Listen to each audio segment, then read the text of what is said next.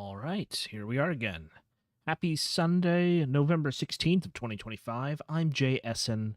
I am once more playing where did my window go?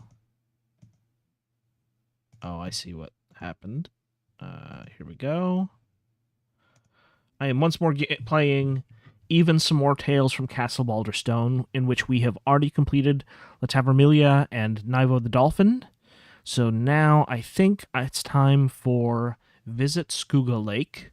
This is the original release of Visit Skooga Lake. The game has been subsequently re-released as a kind of a fancier standalone version, and I would like to try that at some point, but for now, let's go through and see what it was like the first time around.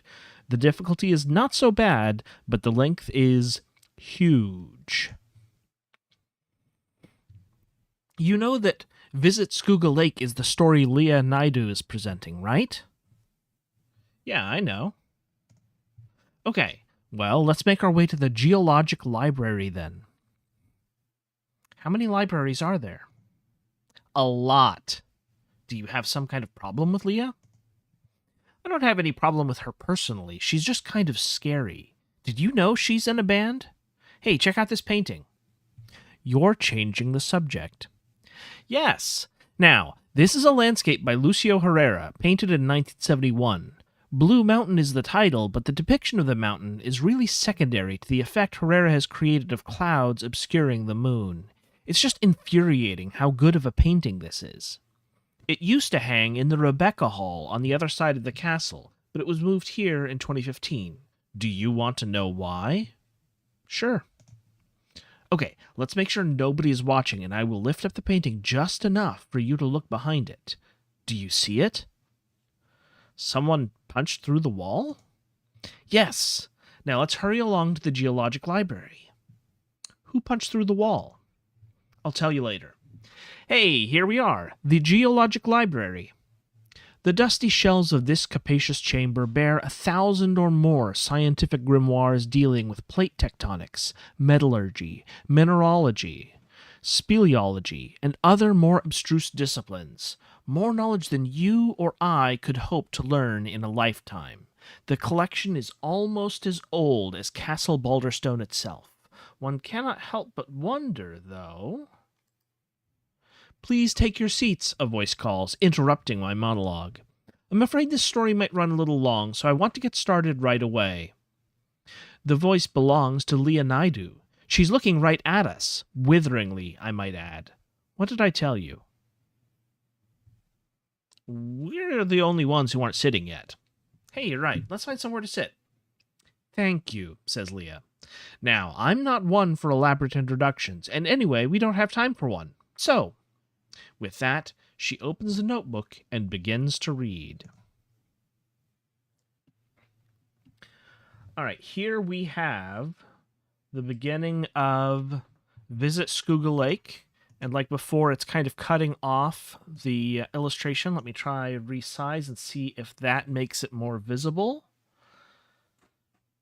Yep, here we go.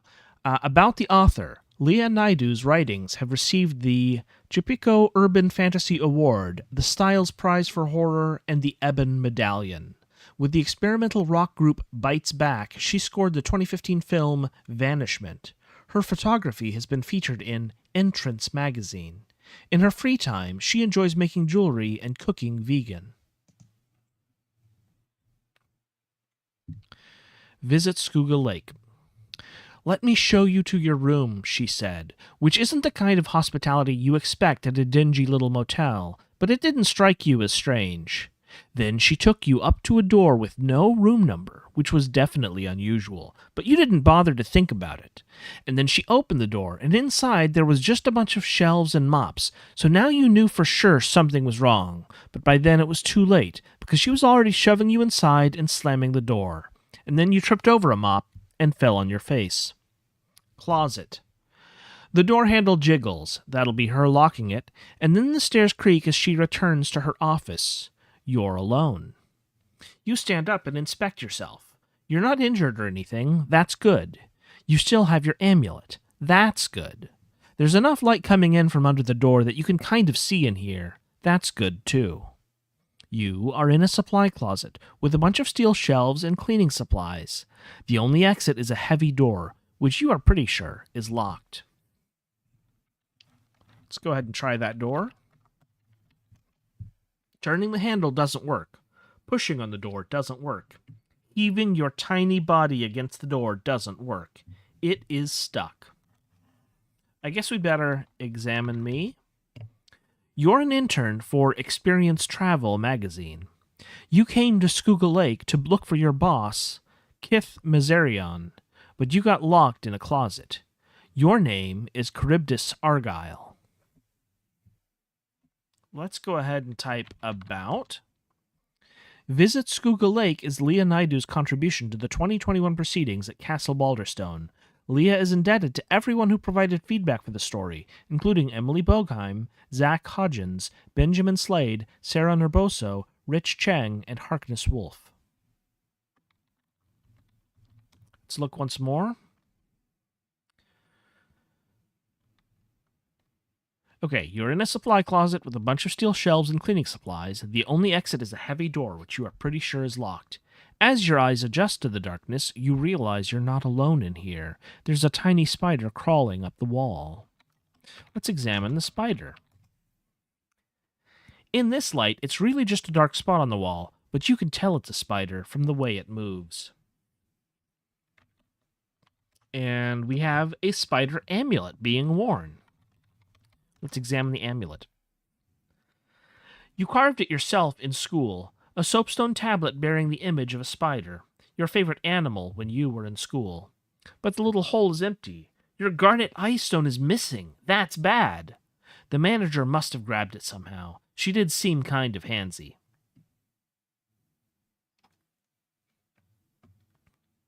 Let's examine the shelves, I guess. On the shelves are some bottles of chemicals, some towels, some toilet paper, a plastic crate, and a safe. That's a lot of stuff. One moment.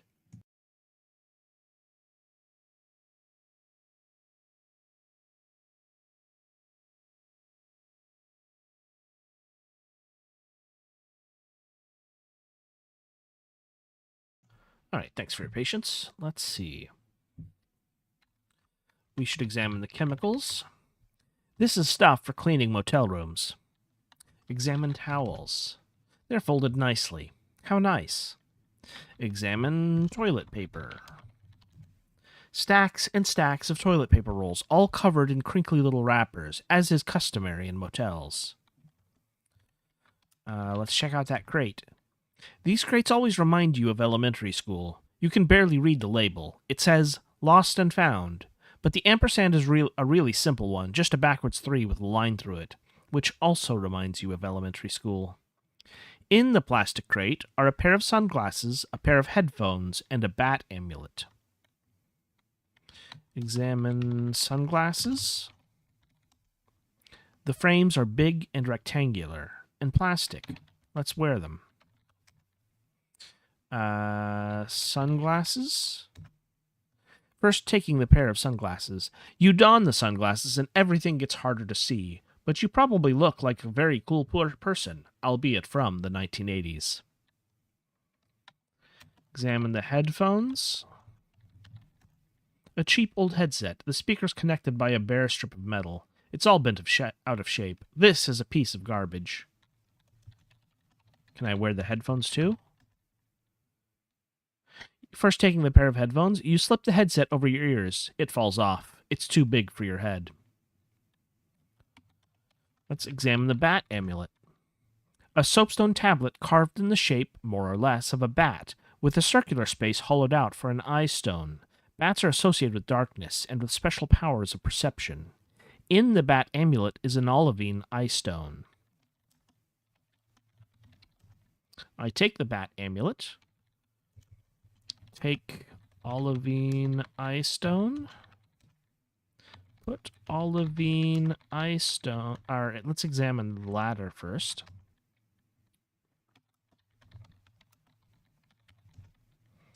A cloudy green gem, polished to a state of brilliant shininess. Olivine eye stones are fairly common. They impart certain very specific linguistic abilities on their users. The owner of this stone apparently was using it to talk to bats. Interesting. Let's put Olivine eye stone in spider amulet. The Olivine eye stone fits snugly into the round slot in the spider amulet. Suddenly, your tongue can remember a litany of inhuman consonants. So I talk to the tiny spider. Hey, you say, in the quiet language of spiders. Hey, it says back. How are you? Not great. I'm trapped in here. Oh, that's too bad. It's a shame you're so big, the spider says, not aware that you are, by human standards, a mere slip of a thing. I'm tiny, so I can crawl through little cracks in the walls, no problem. You lean in. There are cracks in these walls? Well, there's a tiny space between that wall and the floor. The spider indicates the wall opposite the door, where there aren't any shelves. That wall is real thin. Thin enough that I could bust through it? The spider shrugs. Don't see why not. You're huge enough. You bite your lip.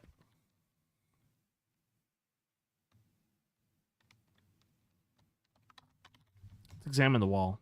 The wall opposite the closet door doesn't have any shelves pressed up against it. You pound on the wall with your fists. It sure sounds thin. You slam yourself into the wall, and it even wobbles a little. But you can't bust through. You're not much of a blunt instrument.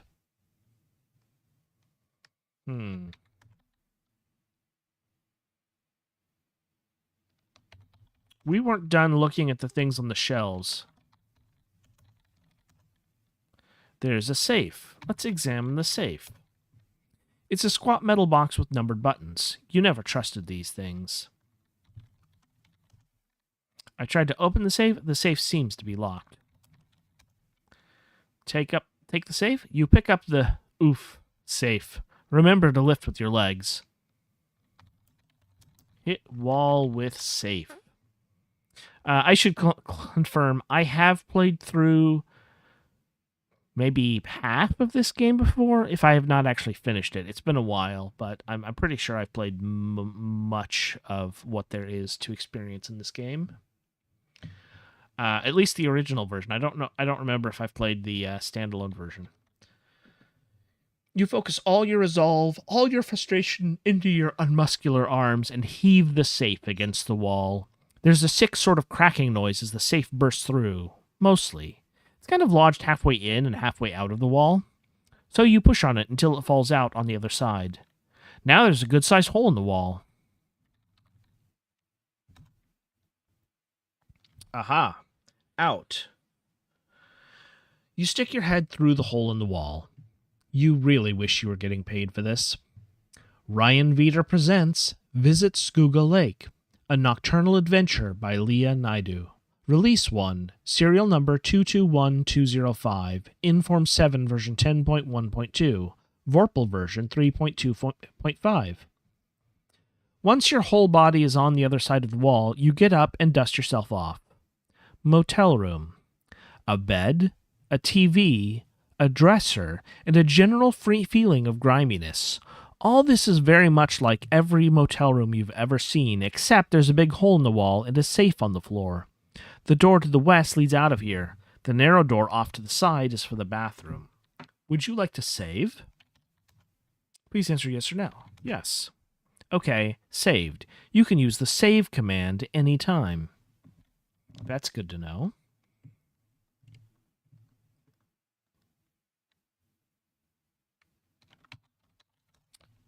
Check out the bed. It doesn't look promising. The TV. A dusty old television set. It's turned off.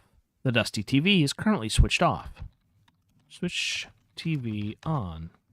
You flip on the TV. Some goofy sci-fi movie is on.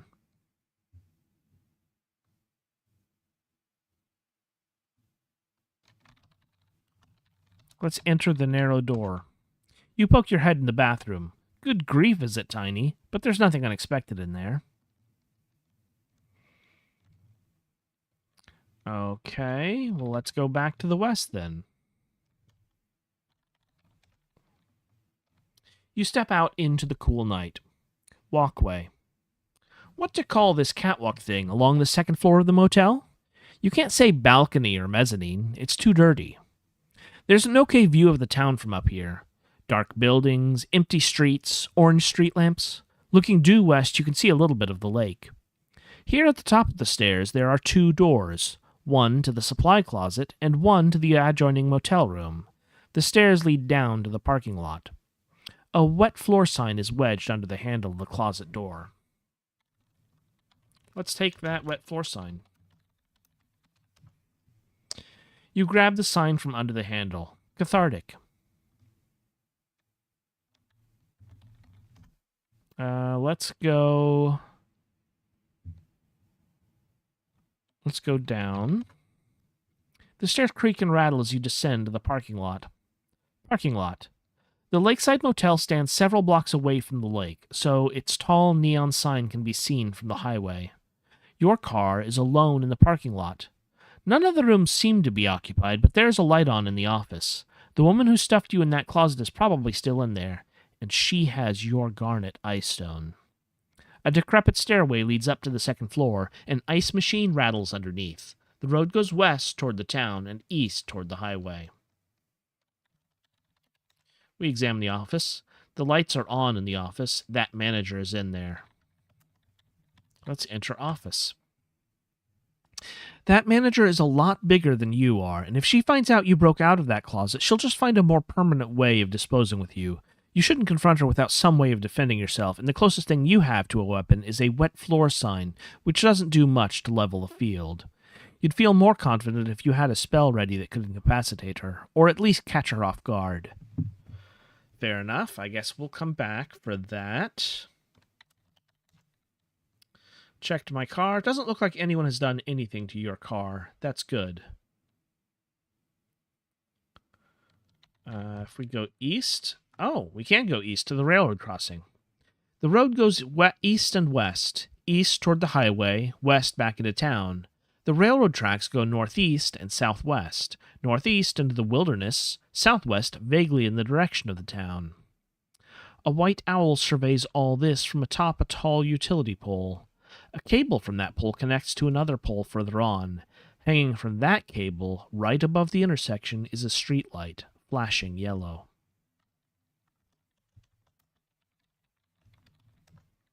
Yellow, black, on, off. No matter whether there's a car coming or a train coming or what. Check out the owl. The owl's big white face turns back and forth, surveying the highway. Occasionally it looks down at you, but it doesn't seem especially interested.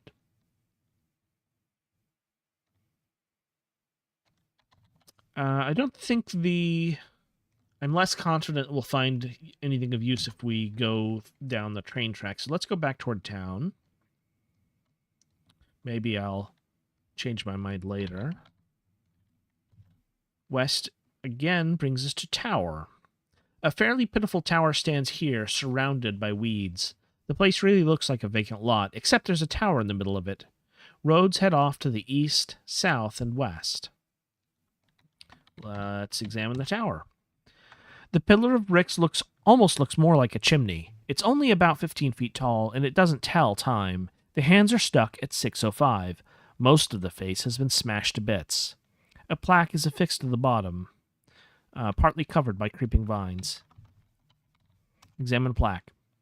The inscription reads, Eagle Scout Project donated by Christine Vermall, 1989. This suggests a narrative.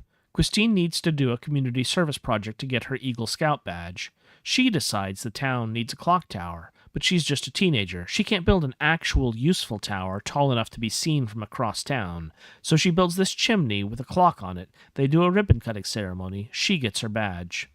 Then Christine moves to the big city, and nobody has to pretend to care about the tower anymore, so they let it fall into disrepair, and a kid throws a rock through it.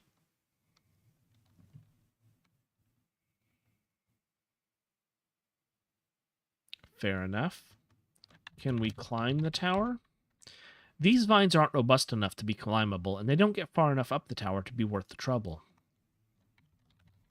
If we examine the vines, the creeper has only grown about 5 feet up the side of the tower, but it'll get there in a decade or two.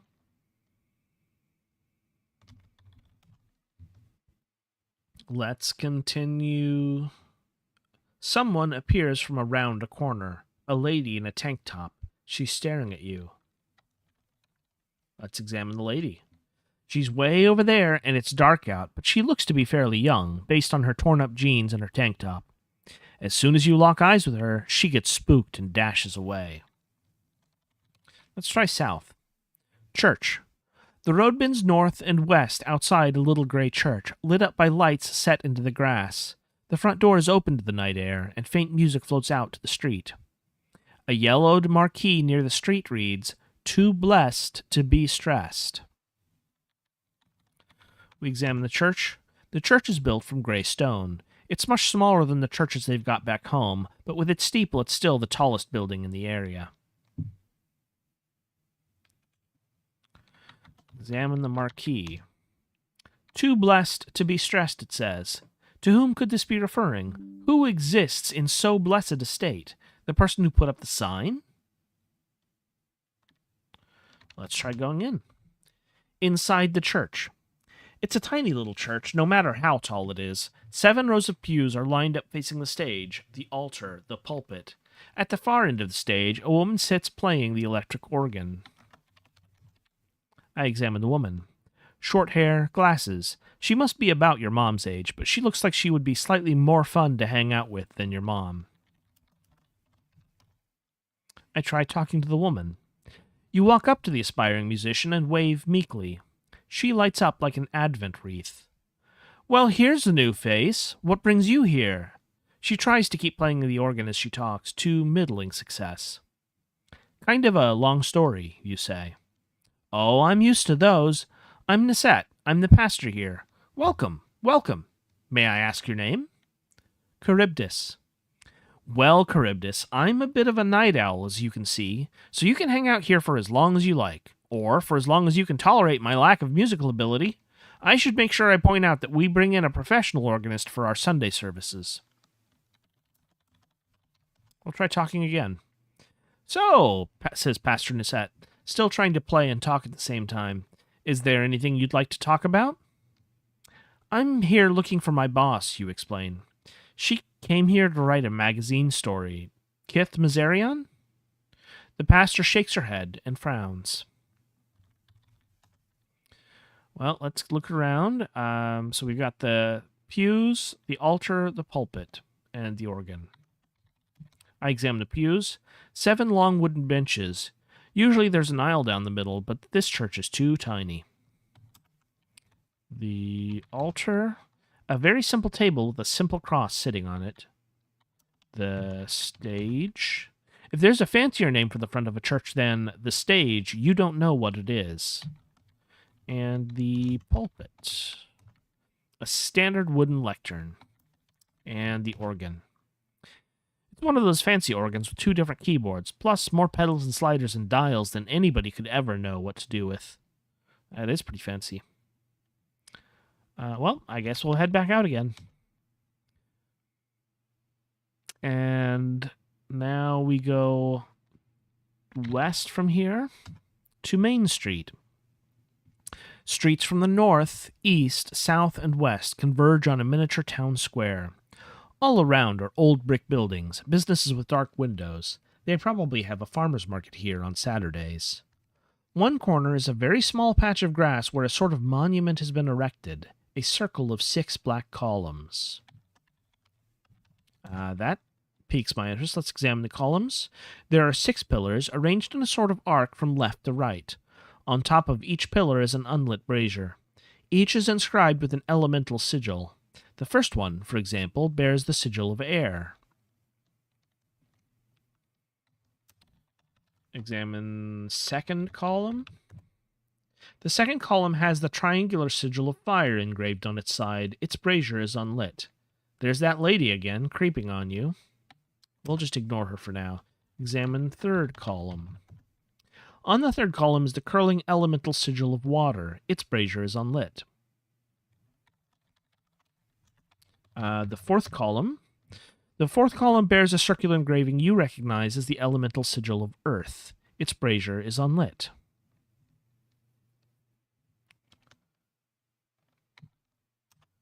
Let's examine the fifth column. The fifth column is carved with the hexagonal sigil of ice. Its brazier is unlit. Sixth column has the trapezoidal sigil of metal carved on its side. Its brazier is unlit. Grab woman. You march toward her, ready to grab her and get some questions answered. She sprints away. So much for the element of surprise. Let's continue looking around.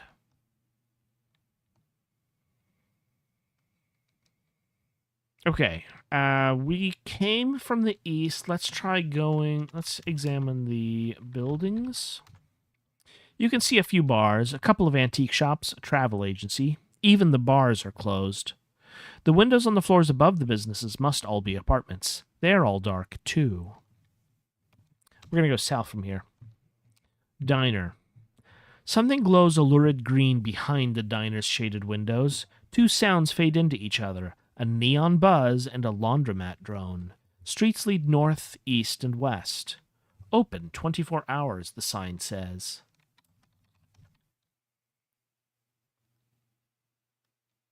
Apparently I did not look at the wet floor sign because in my head I can imagine what a wet floor sign looks like. It says wet floor and piso mojado and mokri pod. Here's what's-her-face again, the lady who keeps following you. We'll go into the diner. Inside the diner. Checked floor, vinyl seats, chrome stools, formica counter. Everything is glowing toxic green beneath the neon sign mounted to the ceiling.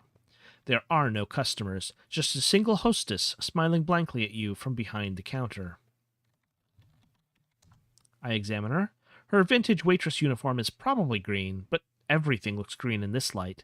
There's a starry, how have I never heard of this band before look in her eyes, and she barely seems to register that you're in here with her.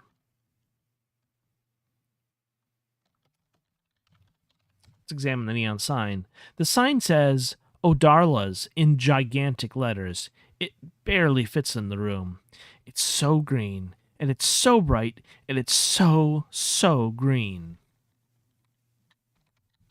Switch sign off. Switch neon off. Unplug neon. This wet floor sign is causing no end of disambiguation problems, but I'm still attached to it. Talk to hostess. You say hello. The lady behind the counter turns her head to point in your direction. Hey, hon, she says. What can I get you? A milkshake? I'm sorry, hon. We just ran out. Could I just get a glass of water, then?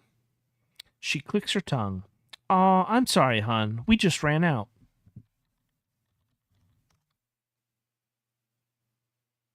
Let's go back outside. No sign of the woman outside now. Listen.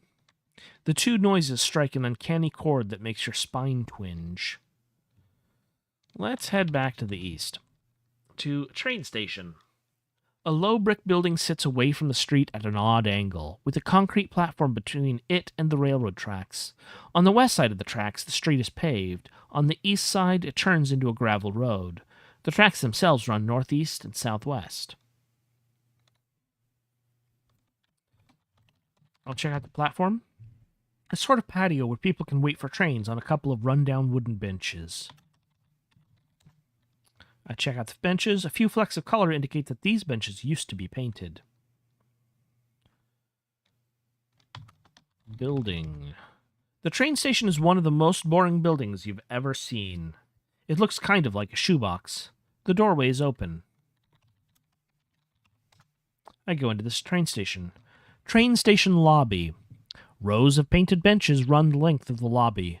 Mostly they face the windows looking out toward the platform. The opposite wall is covered with a scuffed and faded mural featuring a friendly dinosaur. A table at one end of the room bears a sign, Tourist Info. Next to that is the door to some sort of office. There's nobody here, unless you count the jack-o'-lantern sitting by the open doorway.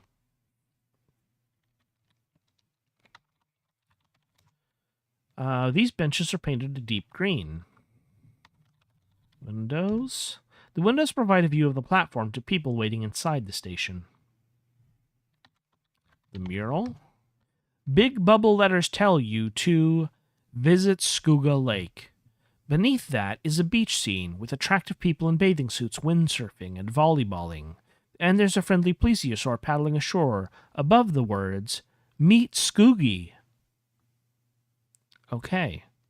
Skoogie of Skooga Lake. Let's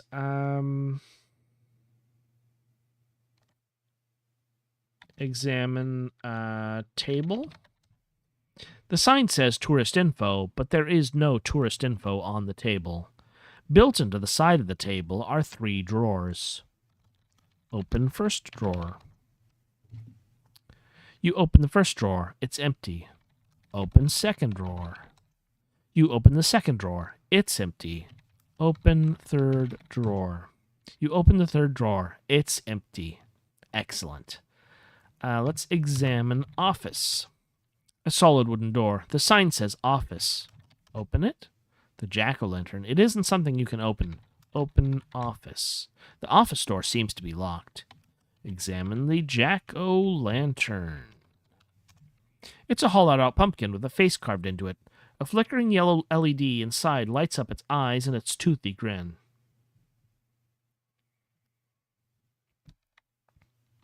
Look in Jack-o'... I know we just determined that it currently refers to the jack-o'-lantern, so I could save myself the trouble of typing this all out, but you know, sometimes I'm stubborn about really pointless things. Nothing in there but an LED candle and some stringy pumpkin guts.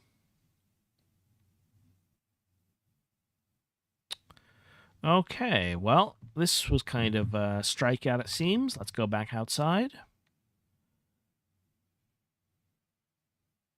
What happens if we keep going east? Silo. A massive pillar of corrugated steel casts a stark shadow over the gravel, separating the universe into 2 worlds. On one side is the town of Skooga Lake. On the other, unknowable darkness. Starting at the base of the silo, right at the edge of the shadow, a narrow stairway leads up to the top. The road to the west will take you back to the train station. A dirt path leads south into the fields south of town. Let's examine the silo. A tall and imposing steel structure with a rounded top like an observatory. They don't have these back in the city. It could almost be an alien spaceship. Let's examine the shadow. The streetlights come to an end here, and the space outside Skooga Lake is pitch dark. I wonder if we're going to need light source or night vision to be able to continue. Probably so. Let's go back to the west for now. And again, your stalker is back, watching you from around the corner. I try talking to the stalker. You yell across the street at her. Hey! She turns around and dashes away. Let's go west to the post office. Roads head north and south, east and west, and a very squat, almost cubic brick building sits at the intersection. Above the door are the words United States Post Office in precise angular letters. Above that, looking very out of place, is an eagle carved from stone. There's a light on inside. This building was designed in the mid-century mode of pursuing mathematical perfection, to the exclusion of any personality. But then someone added that eagle. The light inside flickers. Let's go in. Inside the post office. The room is divided in 2 sections by a black folding gate. Your side has an after-hours letter drop and a block of P.O. boxes. On the other side are a cashier's window, a display of stamps, and a coat rack.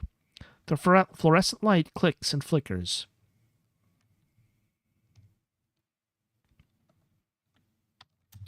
Let's examine the letter drop. It's a convenient place to mail something in the middle of the night, but a bit primitive compared to how things are done in the city. Really? I guess. Let's examine the P.O. boxes. A town the size of Schuylkill Lake only needs about 40 P.O. boxes, apparently. Window? The window is shuttered, which seems like overkill. We'll examine the stamps. These are the new stamps you can buy when the post office opens in the morning. One has a chicken design that's kind of cute. Another is just a sunset. Okay, coat rack. An unattractive metal coat rack, built into a sort of turntable thing on the floor. It spins around so that people can reach their coats easier, apparently. On the coat rack is an owl amulet. Well, dang, I want that amulet.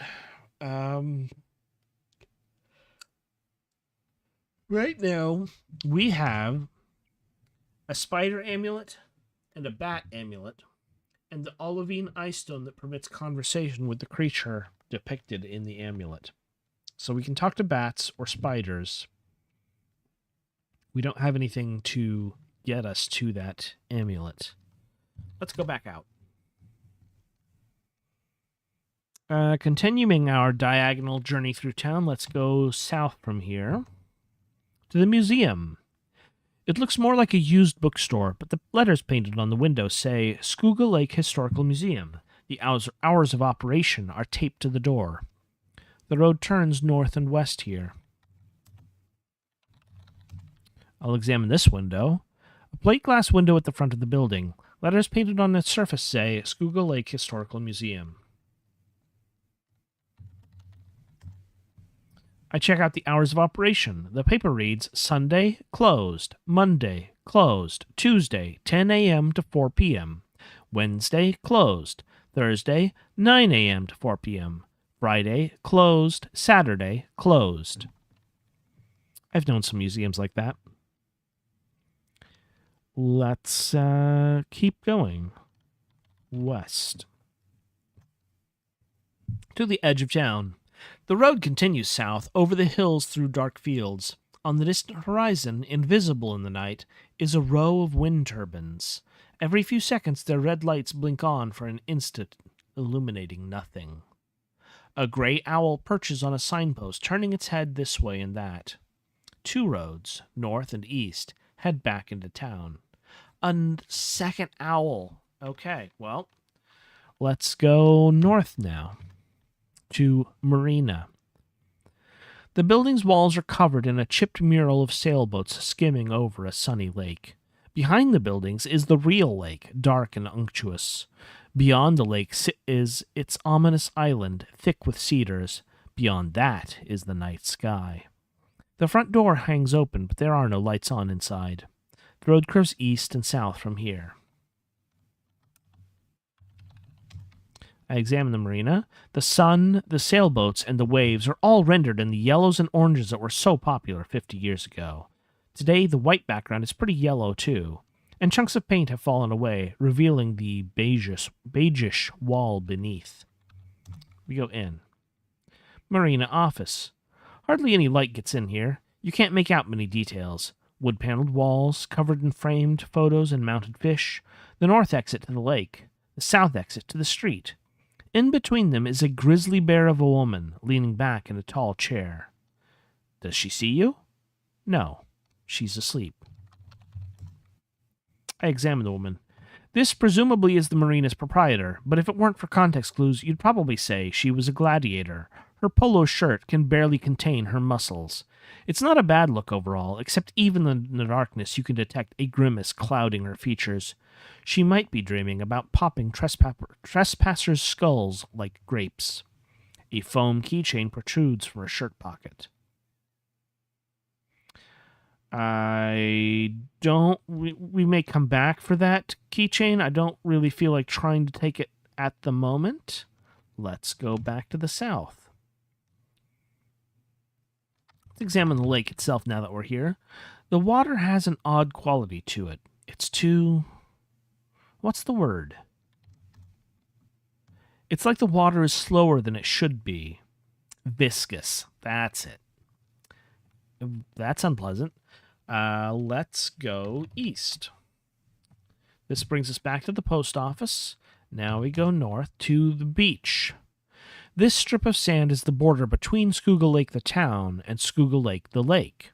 Clouds of midges swarm at the water's edge, and dark shapes swoop down at intervals from the dark sky. Far across the water is a forested island looming like a black castle. There are roads back into town to the east and south. Wear bat amulet. First, you take off the spider amulet. You put the bat amulet around your neck. Put olivine in bat. First, taking the olivine eye stone. The olivine eye stone fits into the bat amulet. Your tongue twitches, remembering the high-pitched tones of bat language. Examine shapes. Bats are flapping all over the place, too dark and too fast to see clearly. We talk to the bats. Hey guys, you chirp in bat language. Every bat answers at once. Hey, she can talk. Hey lady, what brings you here? I'm snooping around, you explain. Ha! Hey, be careful with your snooping. Hey lady, you're standing on the thingy. What you snooping for? Hold on. It's impossible to tell which bat is saying what. What did you say I'm standing on? I just said, the thingy. You ain't from around here, are you? Hey lady. One bat lands on the sand at your feet. The humans buried a thingy here a while back, right where you're standing, a big rock. Then it takes off and the squeaking chorus resumes. Have a nice night, lady. Did you hear me? I said be careful. Don't eat all the bugs. Let's try digging. The sand could be hiding all sorts of treasures, but you don't have anything to dig with, and you're definitely not going to use your bare hands. Okay, well, still a good clue. Let's examine the island. We didn't try that before. The island is dark. All you can discern against the night sky are the peaks of its trees. We can check out the midges. The little bugs are flying all over the place. It occurs to you to hold one hand over your nose and mouth, so you start doing that. Let's go back into town to the east. Here's Main Street again. Now let's go north to Burned Building. A scorched ruin wrapped in yellow caution tape. The roof is gone, but there are still enough walls for there to be an inside. The sign outside is burnt too. To the west, a rocky slope descends to the lake. Streets lead east and south. There's that lady again, creeping on you. Let's examine the ruin. The building? The walls are blackened, the windows are shattered, the door and roof are missing. Enter building. Wreckage. The streetlights don't quite reach through the doorway, and it's hard to tell what you're looking at. Roof beams, tables, chairs, all blackened and snapped and scrambled into chaos. Well, I don't know what I was expecting. Search wreckage. You lean over and move a chunk of wood aside with your shoe. There's something here, an amulet carved in the shape of a pumpkin. Oh, well. I examine the pumpkin amulet. It's a soapstone tablet on a string carved to look like a pumpkin. Pumpkins are associated with pranks and frivolity, but also with fire, so this is probably what was used to burn this place down. So it might constitute tampering with a crime scene to do this, but I'm going to take pumpkin amulet. Would you like to save? Sure, let's save. Yes. Well, we have encountered a pumpkin that we can talk to, so let's do that. Once I reposition for my cat's convenience. All right, come here, Goosey. Okay. Let's look once more and go out. And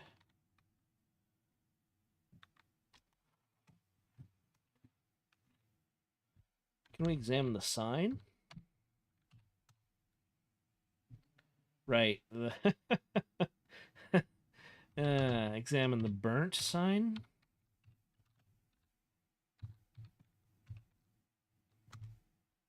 The top of the sign has burned away. All that remains is the partial word, Itza. It doesn't make sense that it burned from the top down if this fire spread from the building to the sign. Someone must have specifically set the sign on fire in the process of burning down the building, allegedly. We could go down to the lake to the west, but I want to go back to the pumpkin. This was the tower. Here's the church.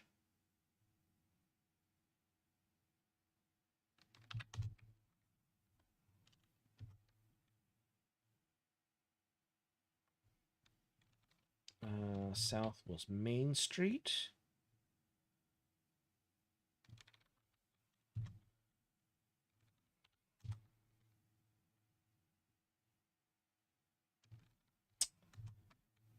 South from here? No. East from here? Yeah, here we go. Put olivine in pumpkin amulet.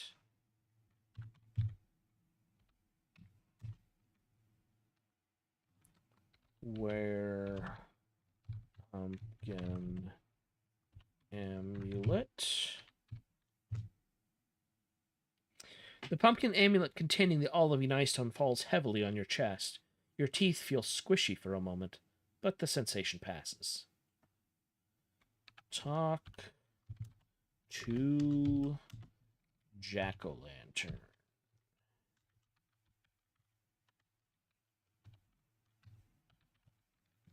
Okay. Hi, you say.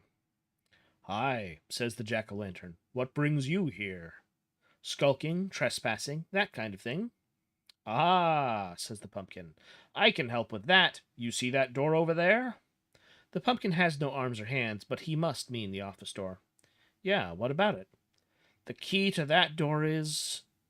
Oh, dagnabbit, I knew this just a second ago. Let's examine the door. A solid wooden door. The sign says office. Let's do this once more. You said you knew where the key was? I did. I saw it. They hid it somewhere in here, but I can't remember where. You glance around. Not a lot of hiding places in here. Let's see. We've got rows of painted benches run the length of the lobby. Opposite walls covered with a scuffed and faded mural. There's the table with the tourist info. Look under jack-o'-lantern. We already searched the table. You pick up the jack-o'-lantern and reveal a key hiding underneath. Oh, that's where it was, says the pumpkin. How about that? You set down the pumpkin and pick up the key. Unlock office with key. Let's examine the key.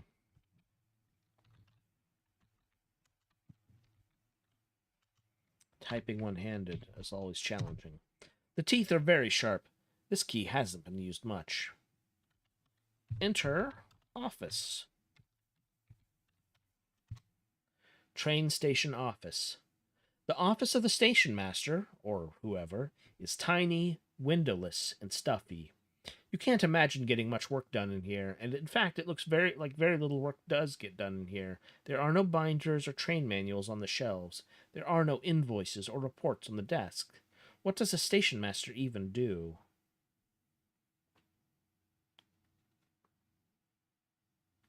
What is in here? Examine the desk. A pristine desk with a single drawer. 2 framed pictures are hung on the wall over the desk, a photograph of a train and a map of train routes. Sitting in front of the desk is the saddest office chair in the world. Let's start with that chair. It doesn't even have wheels. Oh, miserable.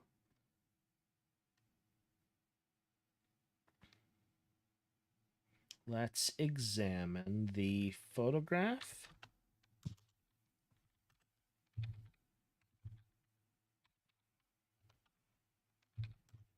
It looks like every other train, but maybe this one is special somehow to someone. Let's check out the map. It takes a moment to find Schuylkill Lake on the map, even though you had to use a very similar map to get here in the first place. You're really in the middle of nowhere. Let's examine the shelves. Or actually, let's open the drawer. You open the desk drawer, revealing a turquoise eye stone.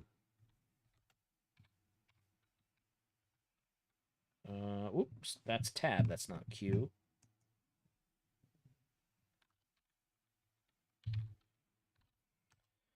Turquoise eye stones are a little bit infamous. They can inflict an evil eye on whomever the bearer looks at. Of course, how evil the eye really is depends on which amulet is used. Interesting. Huh. Let's see. Let's try putting turquoise. I missed a U. In pumpkin. First, you take the Olivine eye stone out of the pumpkin amulet. First, taking the turquoise eye stone. Taken. Would you like to save? Yes. Okay, saved. The turquoise eye stone fits into the pumpkin amulet. Your eyes dart back and forth impishly.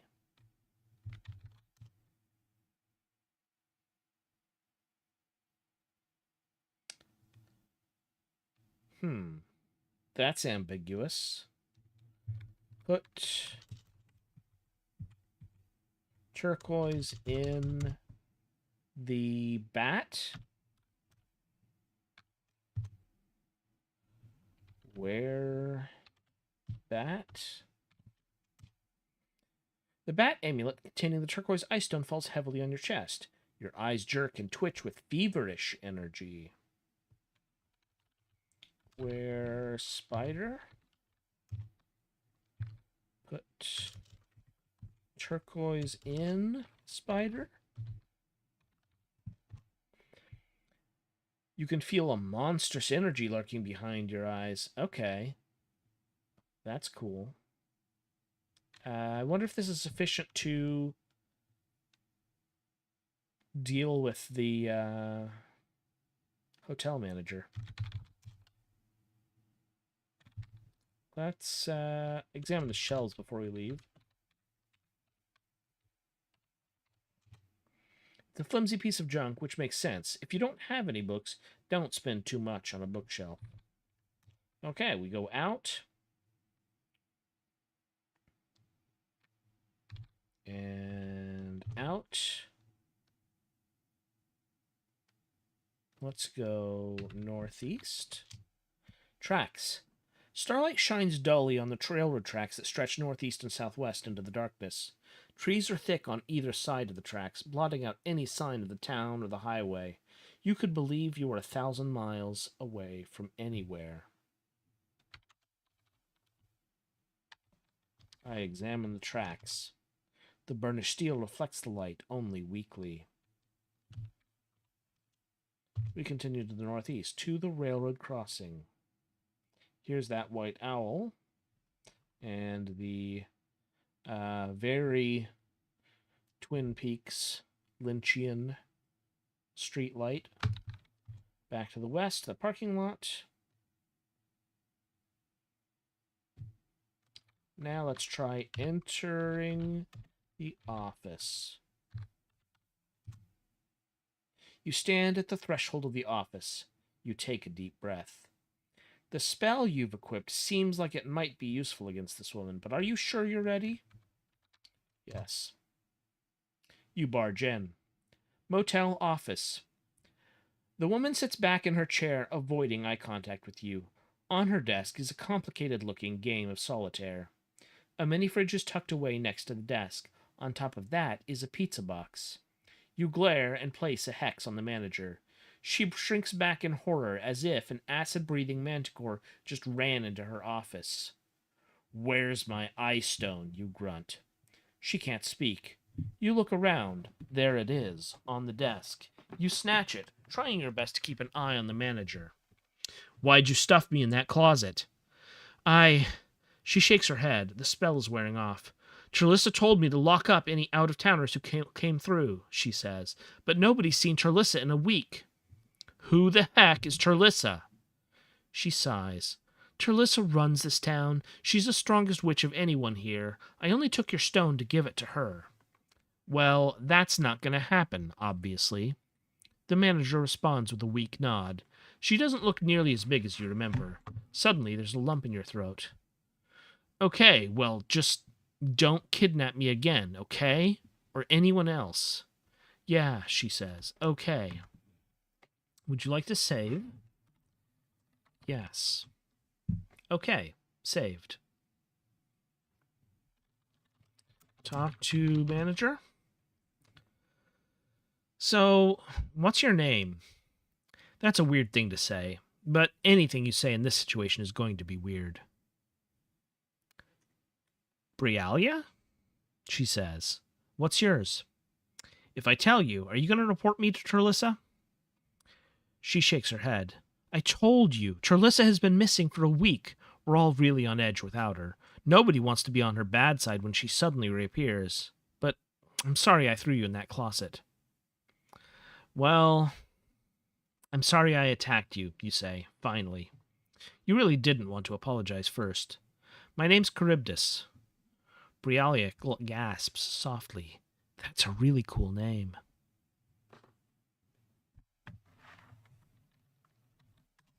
We've got our garnet eye stone. We haven't been examining these eye stones very much. Let's examine the garnet. You earned this bright red eye stone in the Scouts. It's indispensable. Garnet focuses the elemental affinity of an amulet, allowing you to fire bursts of elemental power, or webs when you use your spider amulet, at whatever you point at. Well, that seems extremely useful. Let's wear spider. Put garnet in spider. The garnet eye stone fits into the spider amulet. Your index finger suddenly feels a little sticky, but you're used to it. This is your signature spell. We go out. Actually, before we go out, let's go back into office. I want to check out solitaire. You lean over to inspect the game. There is a lot going on. "It's called Kith and Kin," Brialia explains. "You have 2 decks of cards shuffled together, and you have to sort them out." "Huh," you say. Let's examine the mini fridge. You had one of those in your dorm room not so long ago. And the pizza box. The pizza box is open. There's just a greasy stain and some crumbs in there.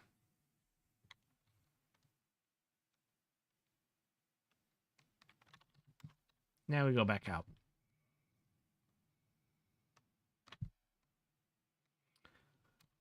Let's examine the ice machine. I never noticed that the first time around. A noisy, dirty contraption, but you can't just not have ice. Let's go to the west. Here's the tower. And south to the church. And west to Main Street. South to the diner. Shoot web at lady. Garnet. To whatever you point at. Point at lady. All that practice is about to pay off.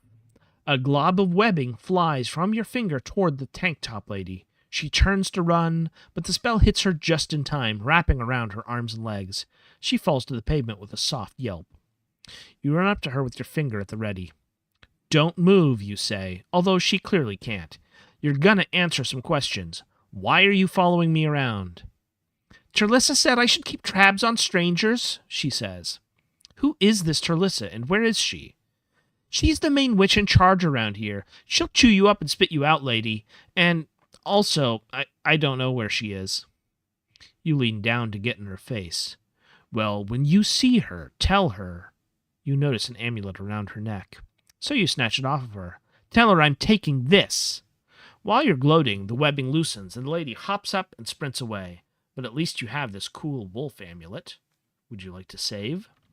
Yes. Okay, saved. Let's examine this cool wolf amulet. A soapstone tablet on a string. Supposedly, wolf amulets are difficult to carve. You've never tried. Wolves are associated with cold, with ruthlessness, and with clarity of mind. Werewolf amulet. First, you take off the spider amulet. You put the wolf amulet around your neck. Let's do the turquoise eye stone.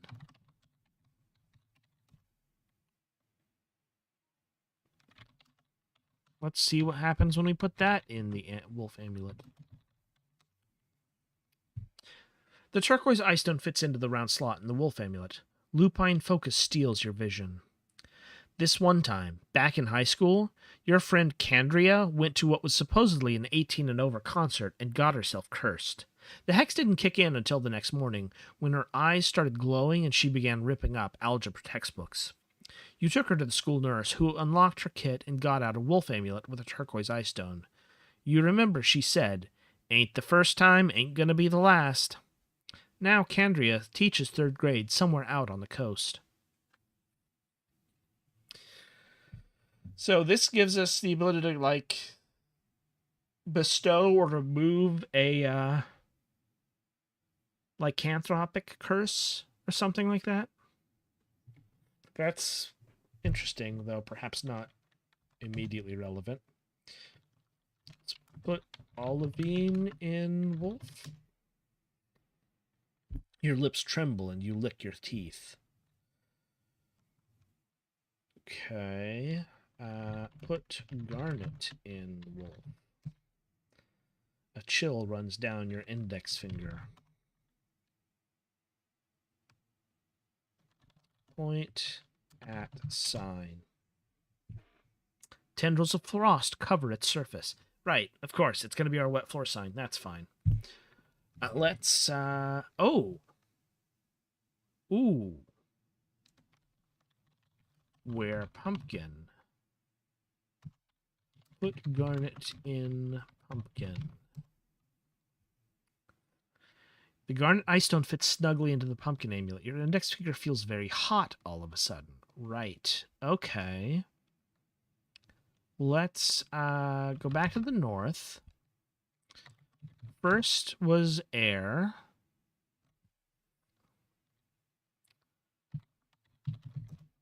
Second is fire. Point at second brazier. Your finger shoots out a blast of fire, igniting the second brazier. A red flame rises from the basin in the shape of the letter H. Third column is water. Fourth column is earth. Fifth column is ice. Where wolf. Put Garnet in wolf. Point at 5th brazier. When you point, icy wind swirls in the basin of the 5th brazier. There's a spark, and then blue flames rise in the shape of the letter O.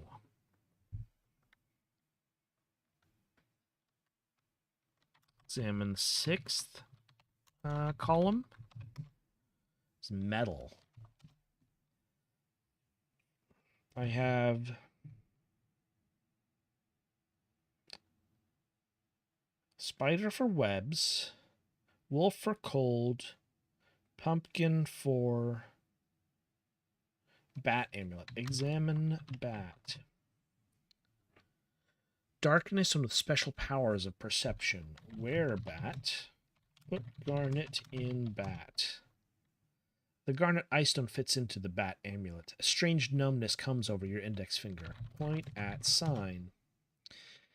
As you point, a gout of darkness erupts from your finger. A shadow falls over the wet floor sign, but it dissipates quickly. First column is air. Second column is the fire we've ignited. Third column is earth. Fourth column is water, or vice versa, I forget which. Fifth column is the frost that we've bestowed. Sixth column is metal.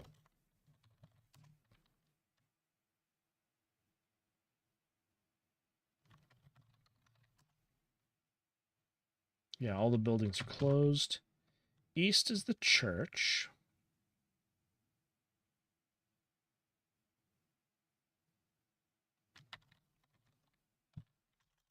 We can go north from here to the tower.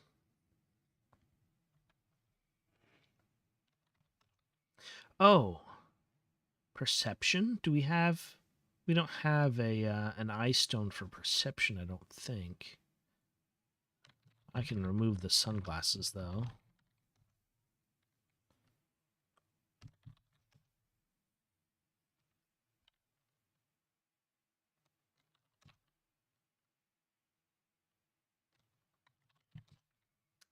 Cars here.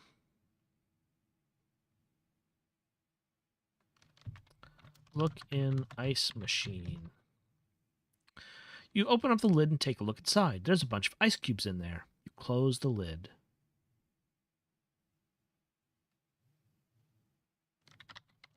Let's go west. Let's go west again to the burned building. And let's go west once more.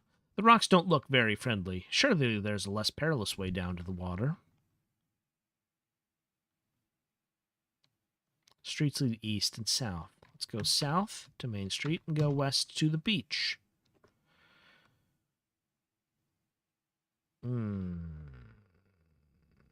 Okay. South to the post office. West to the marina.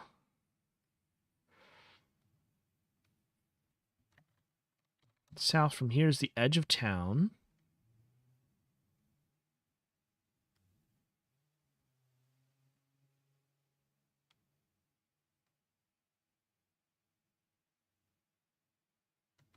If we go south from here, as scary as Schuylkill Lake is, walking down a country road alone is scarier, and you still have work to do in town.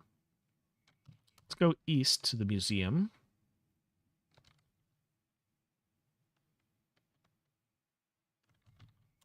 Examine the door. Open door. The museum door seems to be locked. Okay. Let's go north to the post office. East to the diner. Let's go in.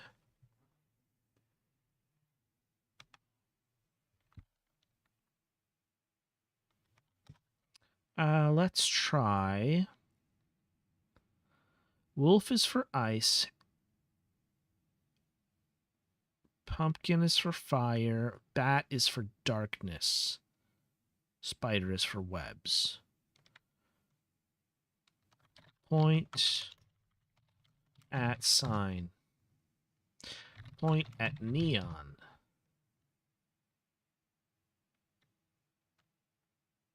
Well, that didn't do much. Werewolf. Put garnet in wolf. Point at neon. Yep, that just made it cold. Where pumpkin. Put garnet in pumpkin. Point at neon. As you point, a burst of fire shoots toward the green neon sign. Be careful with that. Where spider. Put garnet in spider. Point at neon. You practice like this all the time. You point, and a wad of webbing flies from your finger. It hits the green neon sign dead on and explodes to wrap around it. The web is perfect. It looks so cool. Pretty soon it melts away.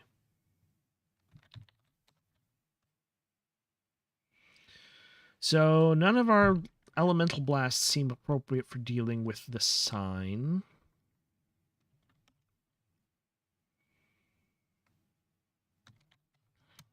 Olivine is conversation, I think. Turquoise is the evil eye, right. Let's try.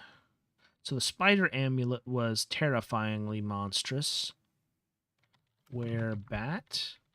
Put turquoise in bat. Your eyes jerk and twitch with feverish energy. Look at waitress. You stare at the woman and place a hex upon her mind. For a moment, her vacant smile is replaced by an expression of mild confusion. Then she goes back to normal. That didn't do it. Werewolf. Put turquoise in wolf. This is the magic the school nurse used to break that curse on Okay, perhaps it just breaks curses. Look at woman. You stare into the woman's eyes, and her mind opens and unfolds, revealing all its contents like a tackle box. Immediately you can see the problem. A slimy, worm-like thing coiled around some central facet of her psychology. The power of your own mind extends into hers, grabbing the worm in its jaws. It shakes the vile thing around a bit to make sure it's dead, and then flings it away, out of psychic space. The woman's eyes seem to focus for the first time. Who are you? What's going on? You give her the short version. She slumps over the counter, rests her head in her hands. Terlissa must have done it, she groans. She said if I didn't fall in line, there would be consequences. I'm sorry. I'm Odarla. Thank you for saving me. Actually, you should have this. She rummages around under the counter until she finds it, a black gem. A spinel eye stone, she says. Terlissa didn't know about it, or she would have been a lot nicer to me. You accept the stone, admiring it as best you can in the nauseating green light. Thanks. I'm sure I can get some use out of it. What does it do? I never figured that out. Would you like to save? Yes. Okay, save. Examine spinel.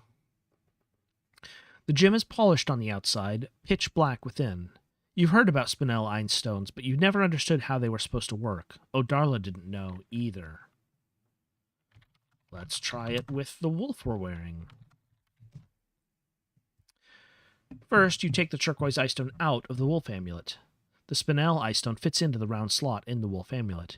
You feel something furry brush against your hand, and an unearthly voice growls in your ear. Good evening, witch.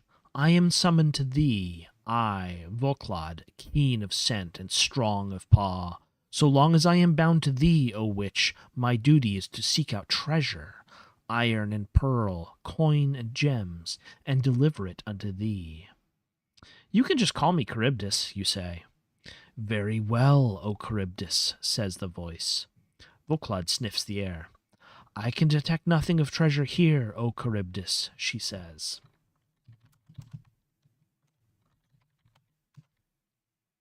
Are you okay? You ask, talking to Odarla. No, Odarla says flatly. I mean, I'm better than I was, but I've been in here for hours, staring straight ahead under this stupid light, so my head is killing me.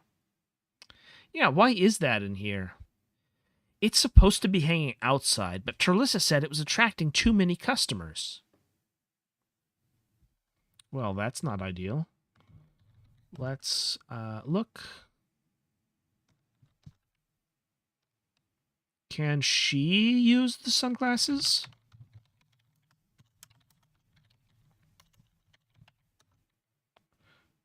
They're of no concern to her. She should use them, though. Let's go back out. To the diner. Something grows lurid green behind the diner shaded windows. Open 24 hours, the sign says. You can hear Voklad sniffing around. Be assured, I will inform thee as soon as I detect any sort of treasure, she tells you. Well, now we're going to go visit every area again. Here's the train station. You can hear Voklad inhale deeply, and then she says, "There is no treasure to be found here, O Charybdis." She sounds disappointed.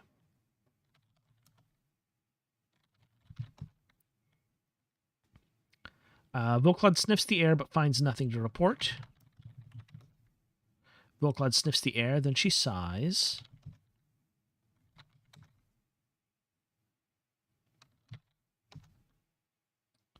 Be assured I will inform thee as soon as I detect any sort of treasure, she tells you. Treasure, O Charybdis, treasure is buried here. Command me, and I will unearth it for thee. Voklad sniffs the air. Then she starts panting excitedly and gives that statement.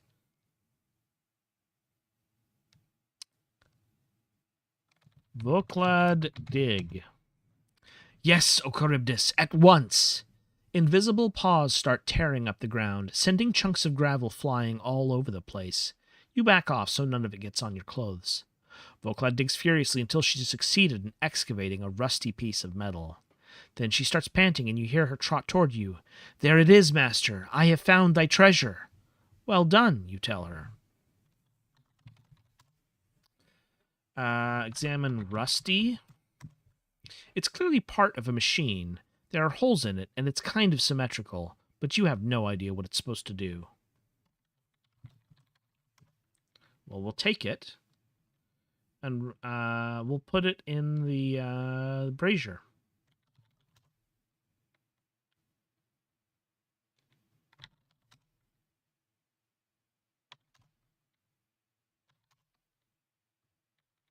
Put rusty in 6th brazier.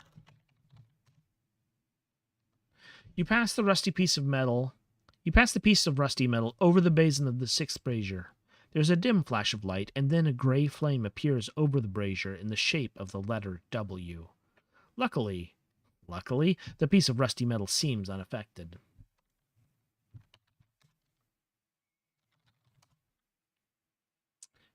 Here's the beach, which we knew there was something to dig up here based on what the bats told us. You hear Voklad sniffing around, faster and faster. Then she rushes up to you, and you could swear you feel her tongue on your chin. I smell it, master. There is treasure hidden here. Command me, and I will unearth it for thee. Voklad, dig. Yes, O Charybdis, at once. Invisible paws start tearing up the ground, sending chunks of sand flying all over the place. You back off so none of it gets on your clothes. Voklad digs furiously until she succeeded in excavating a large rock bearing a brass plaque, a historical marker. Then she starts panting, and you hear her trot toward you. There it is, master. I have found thy treasure. Well done, you tell her. The marker reads, Here at Schuylkill Lake on June 18th, 1966, the yacht Swisher was capsized and sank, the tragic result of an altercation between its two co-captains. We commend their bodies to the deep, their hatred quenched by watery sleep. Well, that is quite the memorial.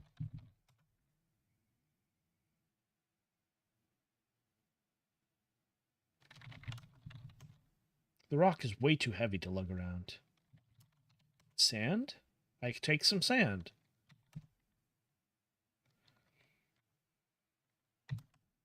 Is it the 3rd? Is water. Put sand in 4th brazier. Take sand. Examine 4th. Okay, it is the elemental sigil of earth, but the sand did not do the trick.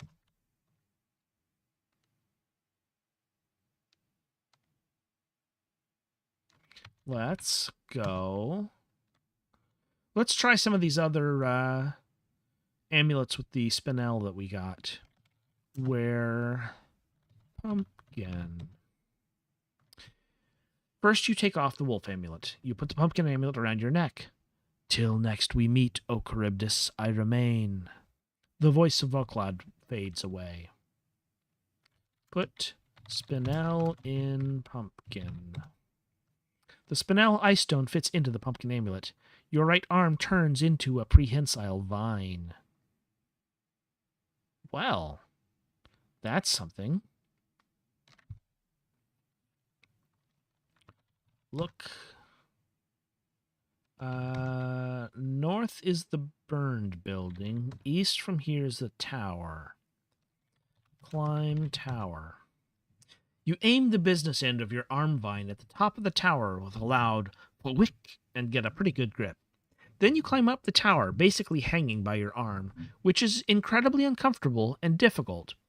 But eventually you pull yourself up to the level of the clock. Now you can see inside where the machinery should be. There's a big stuffed animal in here.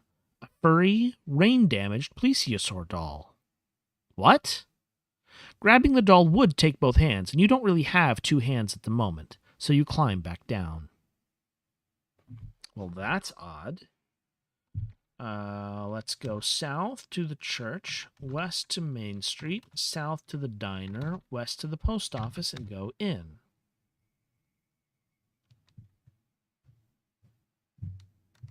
Examine that coat rack. Take amulet. Examine the gate.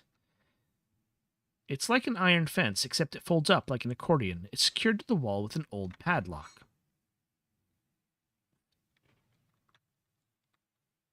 I really thought this vine arm would be sufficient to reach through the gate, but perhaps it's too thick. Examine the padlock. Also part of the description. Okay. Take owl with vine.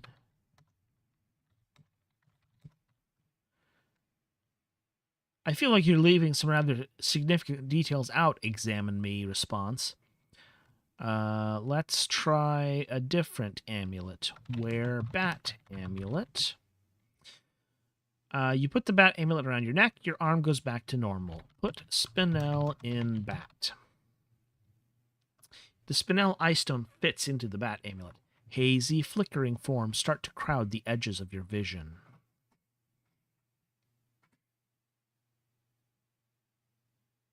I suppose this would allow us to see in the dark. So now we can go explore. Let's go out. Or perhaps this just reduces our vision since we are bats, and bats famously have poor vision and rely more on echolocation. A fog-like wisp of something passes by. No, you can't see it anymore.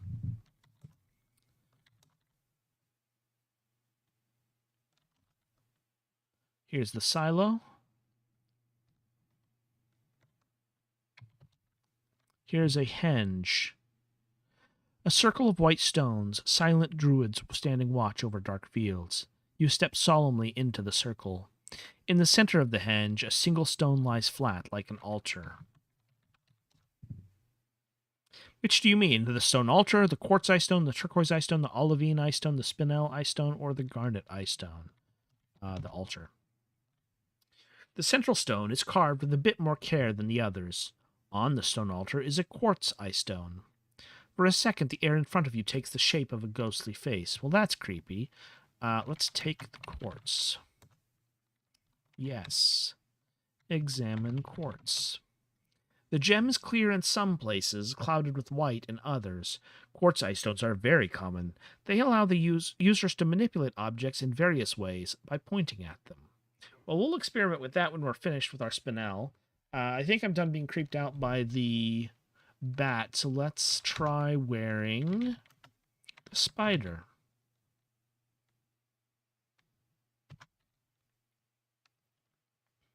The phantasmal flickering suddenly stop. Put spinel in spider. The spinel ice stone fits snugly into the spider amulet. Instinctively you look up, but you can't see the stars.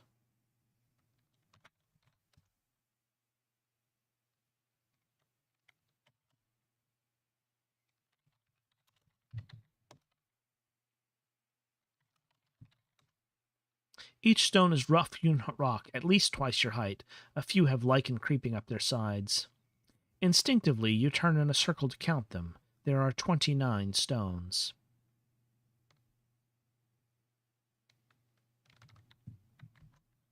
The way back into town is north. In every other direction, it's just dark fields.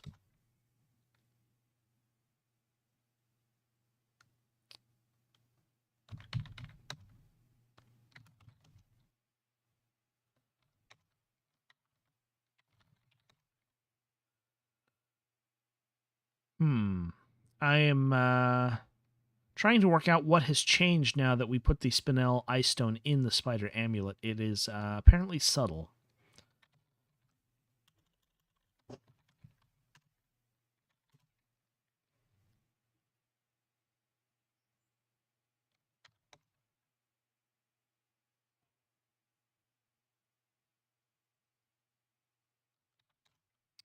But that was the last of my stones. Or the last of my amulets. Let's try the garnet. Put garnet in spider. No, not garnet, quartz. Put quartz in spider.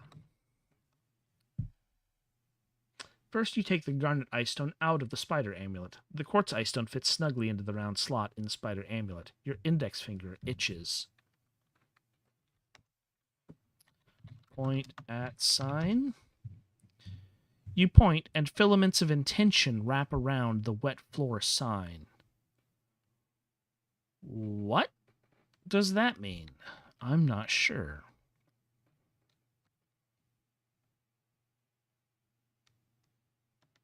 Let's wear bat.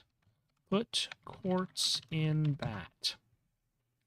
You feel an attractive force in your index finger. Point at sign. You point at the wet floor sign, and it flies from your one hand to your other. Interesting. Okay. So the bat gives us the telekinetic grabbing ability.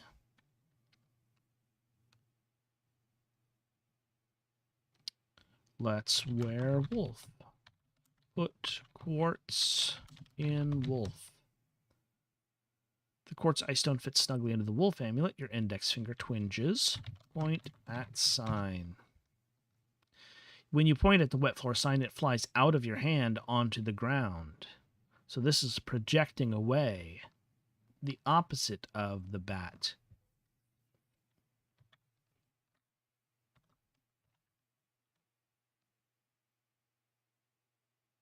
Pumpkin.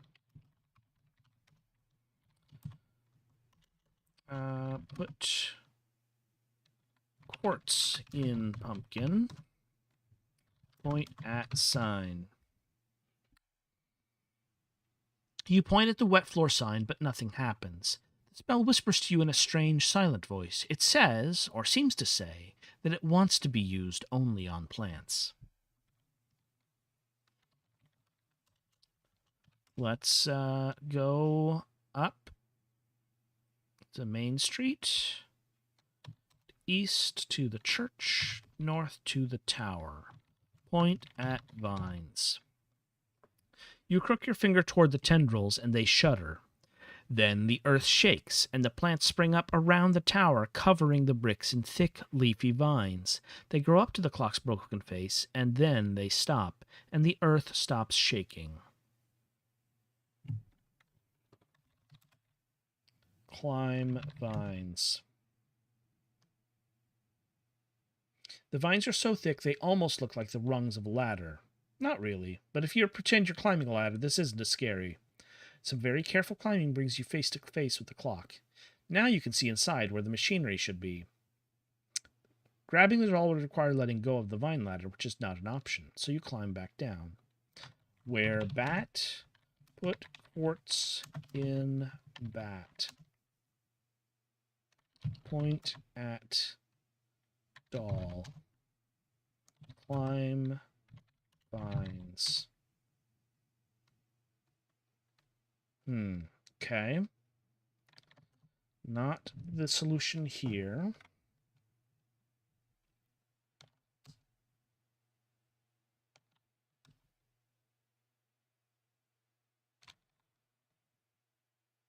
Let's go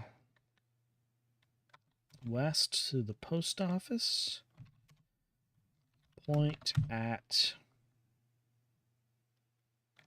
owl. When you point at the owl amulet, it lifts itself up off of the coat rack and flies into your hand. Would you like to save? Yes. Wear owl amulet. Examine it. An owl carved in soapstone, a simple design. Owls are associated with wisdom, with wind, and with a certain keenness of intellect that wisdom doesn't quite cover. Okay, now we're getting somewhere. We should start with the olivine in owl. Your ears twinge and your lips purse involuntarily. Out.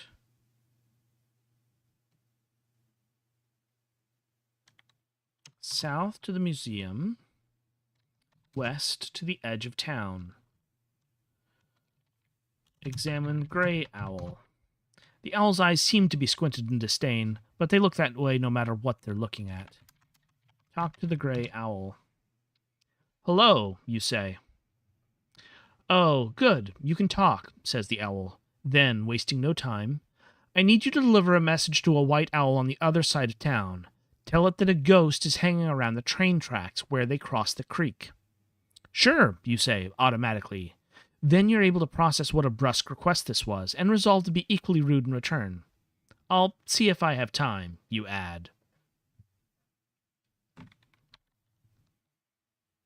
Pretty weird, but, I mean, we don't have anything else going on. This is our best lead, so let's go back to the north, to the east, to the north, to the east, to the east, to the north, to the east. To the east. Talk to owl. Hey, you say. I have a message to deliver to you from the gray owl. So deliver it, says the white owl. The gray owl says that there's a ghost hanging out around the train tracks where they cross the creek. The white owl is already back to watching the highway. I already knew that, it says. Does the white owl have anything better to say? Was there anything you wanted me to tell the gray owl? No.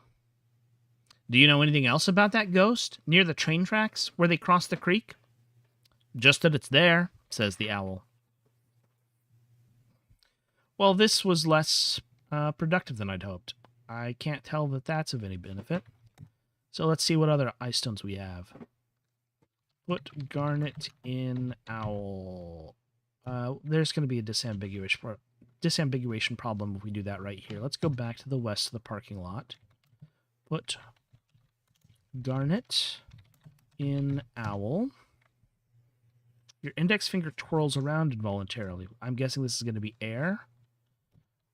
Let's point at metal. Oh. Headphones. When you point at the pair of headphones, a gust of wind blasts from your hand. So now we do have something for the air column. Let's go back to the west and south and west to Main Street. Examine first column. Point at first brazier. A current of air flows from your hand into the first brazier. White sparks appear in its basin. Then white flames rise, coalescing into the shape of the letter S.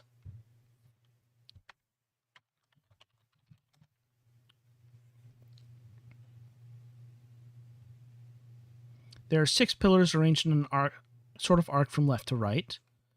Each is inscribed with an elemental sigil.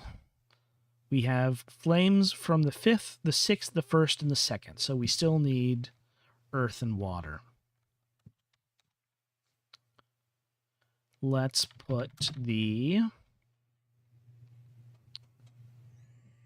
turquoise in The owl amulet? Your vision seems incredibly clear all of a sudden.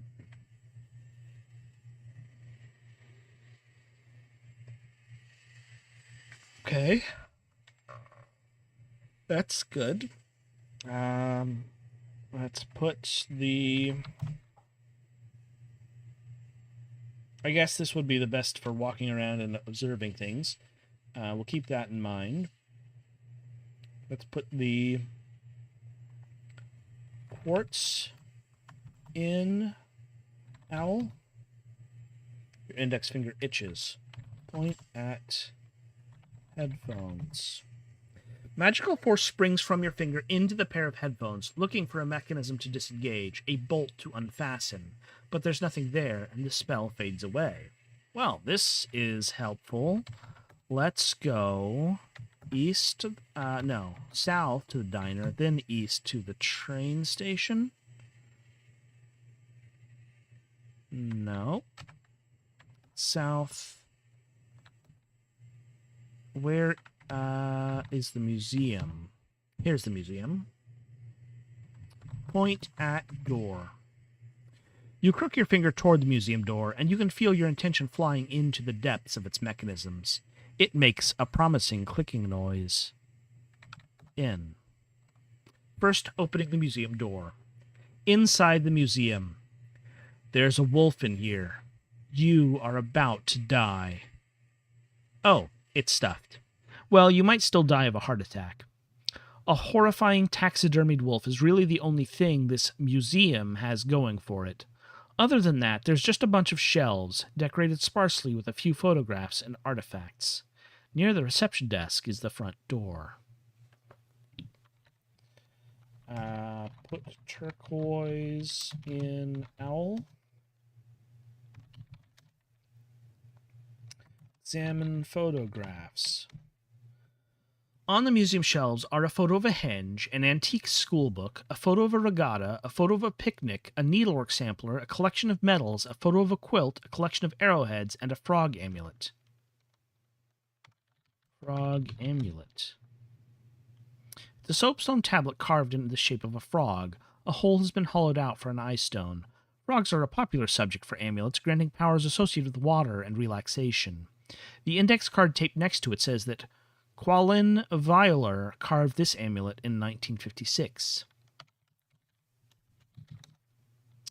Taken. Would you like to save? Yes. Let's examine photo of henge. This photo is in black and white. About a dozen people are standing proudly in a circle of standing stones. Skooga Lake henge erected 1943, says an index card taped nearby. School book? It's so old and grimy and falling apart that it's hard to be sure it's a school book. There's no index card nearby to explain. Regatta? 4 sailboats photographed from far away, their crews indistinct. Skooga Lake Regatta, 1966, according to the index card. The picnic. A collection of smiling townspeople on a gingham blanket, surrounded by trees. Picnic on Cedar Island, 1973. Let's examine the sampler. An alphabet, a row of flowers, and the phrase, "The cut worm forgives the plow," are embroidered on this ancient yellowed fabric, stitched by Dornia Meal in 1860. Let's examine the medals. A row of tarnished military decorations on a velvet pillow. Donated by Helspeth Elbor. The quilt. 3 women struggling to hold up a gigantic quilt for the camera. The photo quality looks 60s-ish. No informational index card. Arrowheads. 6 arrowheads, all different shapes, not all of them looking exactly ancient, displayed in a padded box. Arrowheads found in the Skooga Lake area. I guess let's examine that wolf. You peer into the thoughts of the stuffed wolf. It's thinking, I wonder what happened to my kids. Oh, we can peer into thoughts with the... Huh.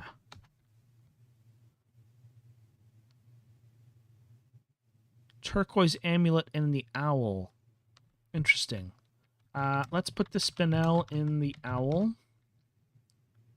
Your eyes focus. You need to find an owl. Curious. Okay. Werewolf. Put olivine in wolf.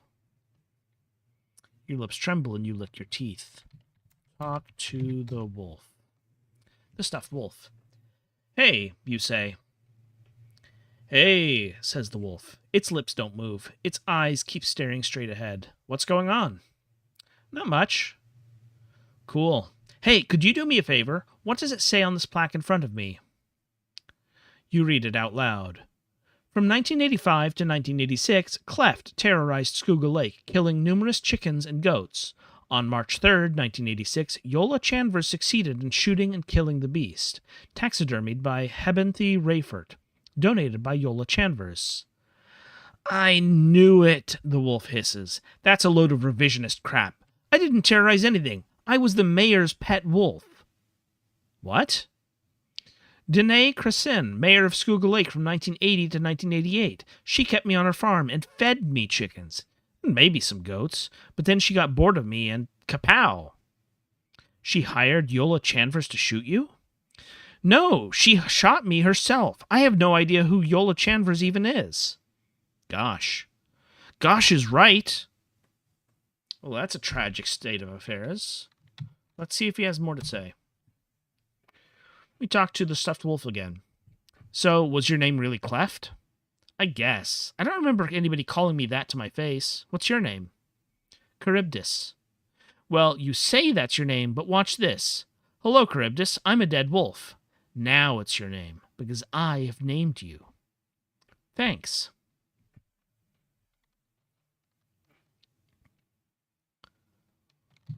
Anything more to say? Just to confirm, you say, who actually killed you?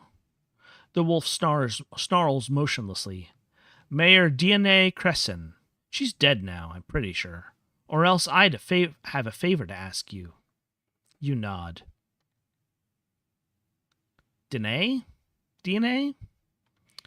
It's ambiguous. Let's see what else we have here.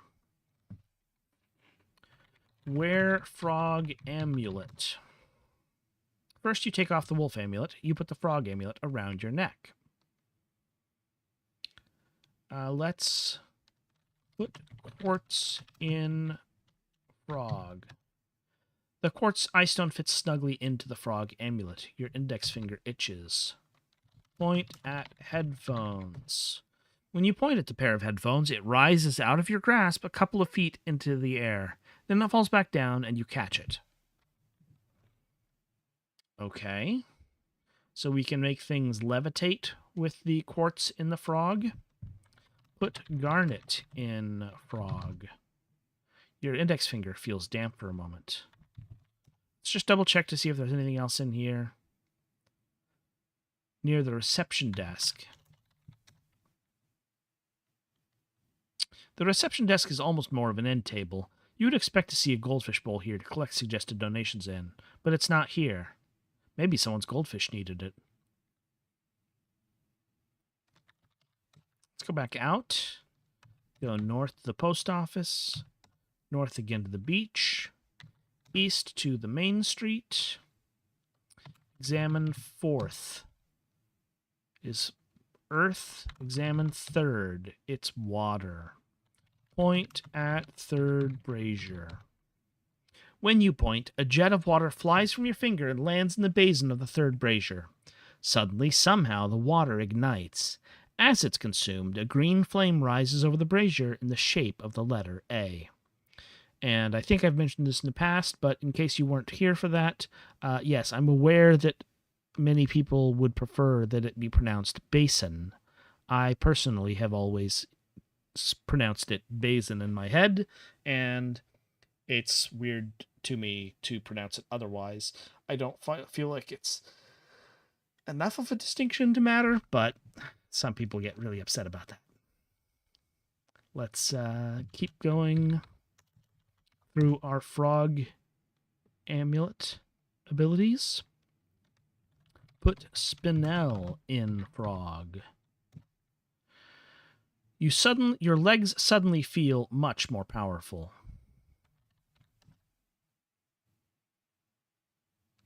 Jump. You jump high enough to see the roofs of some of the nearby buildings, but there's nothing interesting up there. Maybe this will allow us to grab. You leap straight up along the side of the tower. At the apex of your jump, you get a glimpse through the broken clock face. There's something in there. Something furry? You land with a grunt. You jump again and get a better look inside the clock. The furry thing is a stuffed animal. A sea monster? A plesiosaur? You fall back to Earth. You jump up one more time, just to be sure. Yeah, it's a big fuzzy plesiosaur doll, battered by the elements.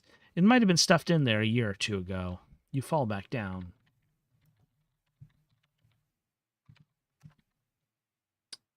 Helps if I could spell the doll properly. Take doll.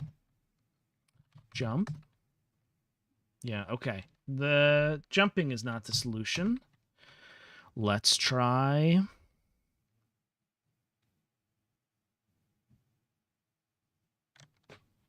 We did garnet, we did quartz, we did turquoise, we did spinel.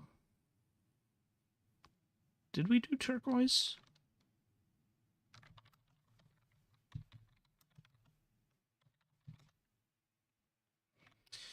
Okay, the turquoise ice stone fits into the round slot in the frog amulet. A feeling of intense peace comes over you.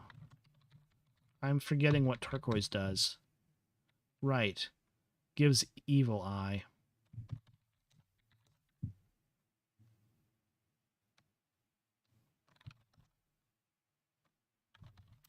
Look at Brialia. You stare into Brialia's mind and wipe away some of her anxieties. It's the least you can do.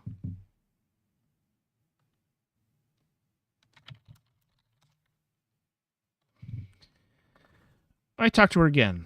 I'm looking for my boss, you say. Did a Kith Miserion show up here? Not that I know of. What do you do? Well, Kith writes for Experience Travel, the magazine, and I follow her around and do whatever she tells me to do. Brialia sucks through her teeth. Charlissa is not a fan of travel magazines, she says darkly. We go back out. West to the tower, south to the church. West to Main Street, south to the diner. Let's look at her. You stare into Odarla's mind and mentally brush away some of her anxieties. She seems to relax a little. But in the long run, she has more to worry about than this spell can handle.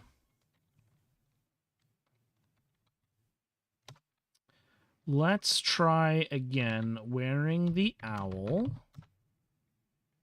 Put turquoise in owl.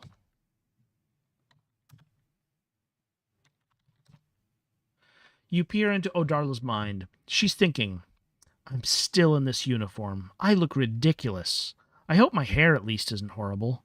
This girl looks fine, though, except for the drywall stuck in her hair. I wonder what her deal is. Maybe I could get her info. No, you're just thinking that because she rescued you. You have to be more independent. All your life, you just latched onto whatever looked good. And why is that, Odarla? This is exhausting. You turn to look somewhere else. Well, that's fun. Let's go east. No, that's not it. Northeast to the tracks. Northeast again to the railroad crossing.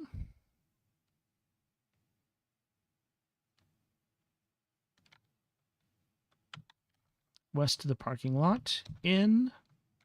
Examine her. You peer into Brialia's mind and hear her thoughts. Why is she still here? Oh. Well, let's not impose further. We'll go out, back to the west, south to the church. You peer into Nisette's thoughts. Charybdis is a nice name. Not Not like Liffen, even if some of the letters are the same. Oh, why did Trelissa have to get mixed up with that awful thing?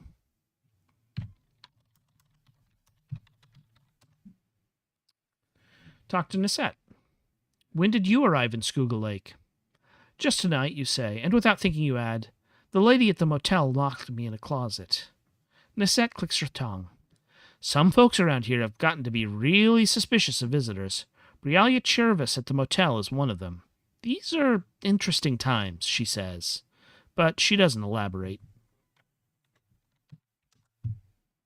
The pastor seems eager to change the subject. I used to have a water bottle, she says. I'd put it right here on the organ. Our organist hated that, and I'd sip away at it while I practiced. When it was empty, I knew I'd practiced enough, but I lost the bottle. She plays a sad little strain on the low keys, and now I don't know when to stop. She follows this up with an attempt at a jaunty tune in the higher register. Well, that's not great. Let's go back out. Okay. If I had been more thorough about noting what I had tried on what, I would have some idea how to proceed. There was something we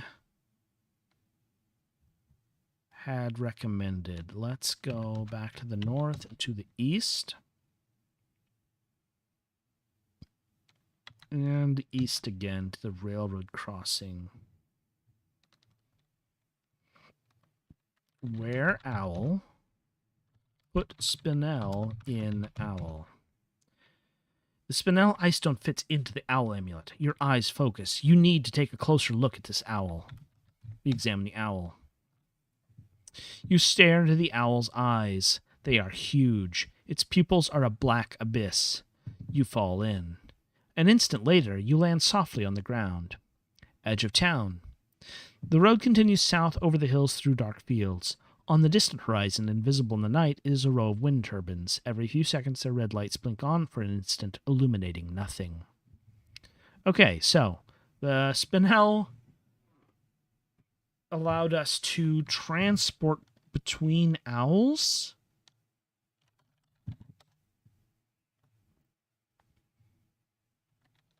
That is bizarre. Oh, right. I was aware of this because I forgot I have actually looked through the source code for this. One of the benefits of being Ryan Veter's Patreon member is that he will periodically reveal source codes to his games, and after a certain amount of donations or a certain length of time, you get access to the back catalog of the games he has annotated the source code for. And in this game, he points out that this is a rare occasion, like rarely when using this power, you can go to a third destination. So we are deep in the woods, a patch of bare earth in the midst of a million twisted trees. You can barely see a thing, but a dark shape coalesces in the darkness, perched on a high branch, a black owl. On the ground before you is a circle of bones. We examine the bones. 29 animal bones, most of them about the size of your finger, pressed into the dirt to stand up in a circle. In the center is a small bleached skull, maybe a badger's.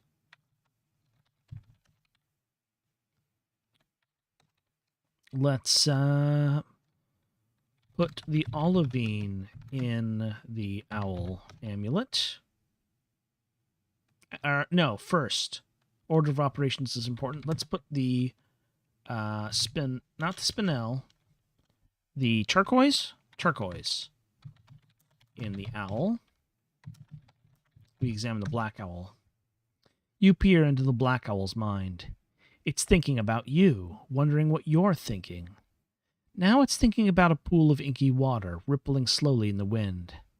Now it's thinking about something else, an idea you can't put into words. Put olivine in owl. Talk to owl. Hello, you say. You're not supposed to be here, says the black owl. You swallow a lump in your throat and nod silently. Put spinel in owl. Examine the owl. And now we're back to the railroad crossing. Put the turquoise in owl. Examine the owl.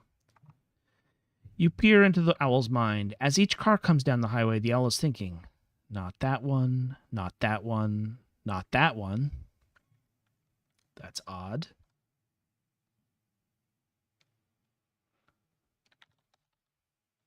That's the highway. Here's the parking lot.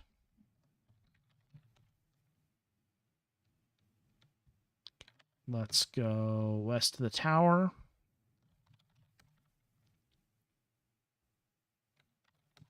West from here's the burned building. Main Street. The church.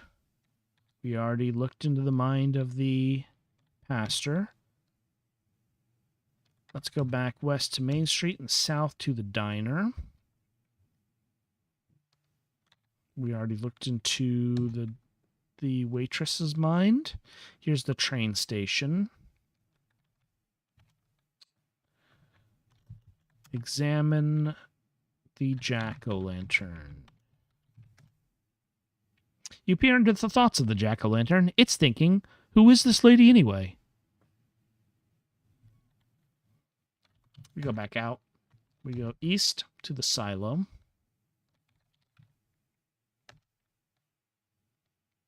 South to the henge.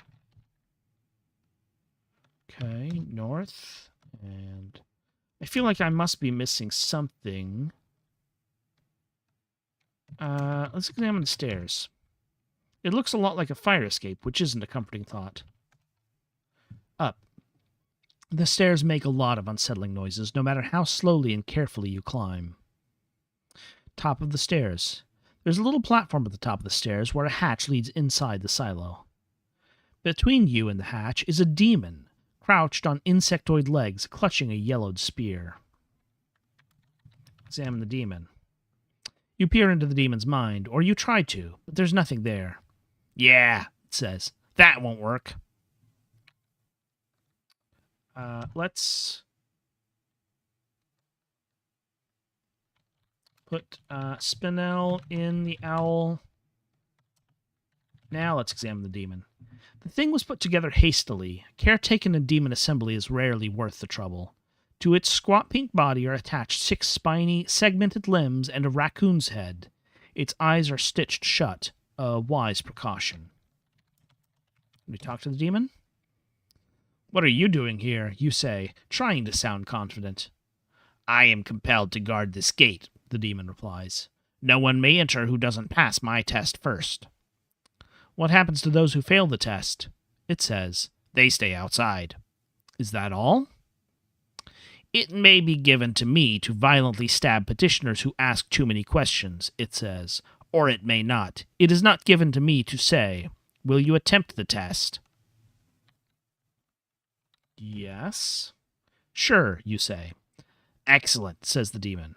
I am commanded to ask 6 questions. The visitor who provides 2 incorrect answers will be turned away.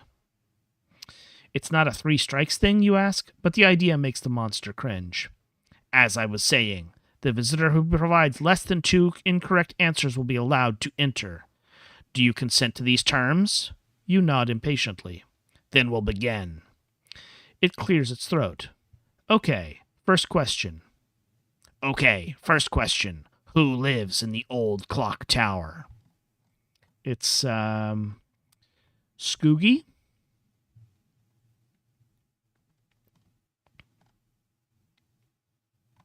Scoogie. Yeah, that's right. Next question. What's the secret 7th element honored in the monument on Main Street? Crap. I'm not sure. We had...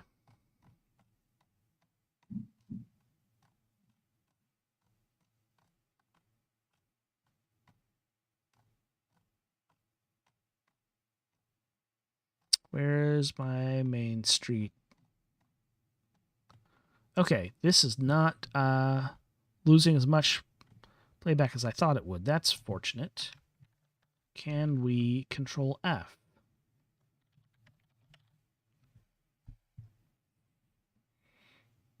Okay, here's where we had our braziers.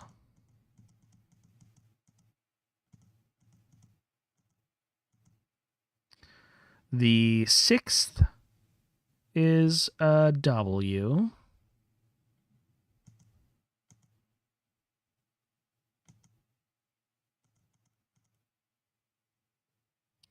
The 1st is an S. It's going to be shadow, isn't it? The 3rd is an A. Yeah, okay. I think we worked that out. Shadow. That's right. 3rd question then. What sailboat sank into Schuylkill Lake in 1966? That was it was a weird word like swivers, something like that. Monument. No. Stone.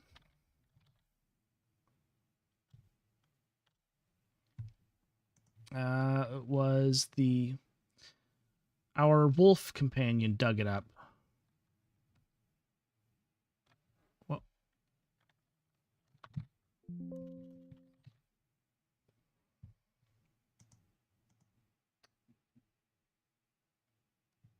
there was the rusty piece of metal. The plaque. Swisher.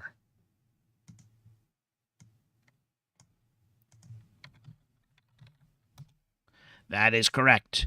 Question 4. What was old Estella's favorite soap opera? Dang. Do we know that? I don't think we've encountered the name Estella before, so... Yeah, we have not. Soap. Opera.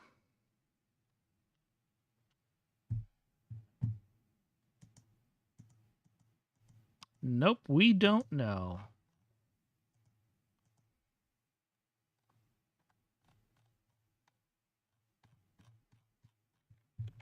As the river bends. Oh, that's actually super wrong. Wow, disappointing. Question 5. Who gave Turles the hagfish amulet? I'm going to guess Lympton. It was something like HN.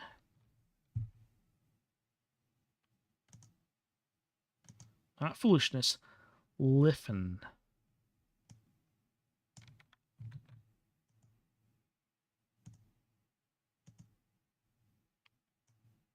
I'm going to guess Liffen did. That's correct. Okay. Final question. Who really killed Cleft the Wolf? We got that answer. That was...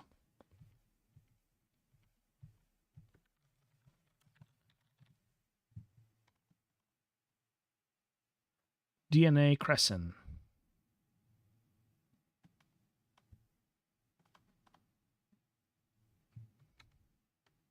There, DNA Crescent.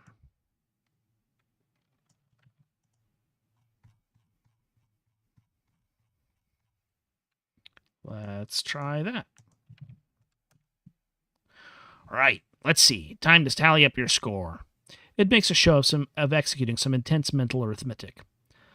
I got 5 right and 1 wrong, you say, stepping forward. That means I can go in. The demon's raccoon snout snorts dramatically. Fine. Then it dissolves into a pile of beetles and maggots, which mercifully fall through the slats of the platform and disappear. Would you like to save? I guess so. We go in. First opening the silo hatch. Top of the silo. The top of a ladder beneath the steel dome of the silo. The hatch leads back outside. An oily puddle covers most of the silo's filthy floor. The puddle is glistening, undulating ever so slightly. This is gross and we might not be ready for this, actually. Let's go back out. We have some more secrets to uncover. Let's go down. And west to the train station. West to the diner. West to the post office. West to the marina. In to the marina office. The north exit to the lake, the south exit to the street. Examine the woman. Where the owl with the turquoise. Is that right? Yes. Examine the woman. You peer into the woman's mind. Her dreams are of tall ships, of violent storms, and a ravenous sea.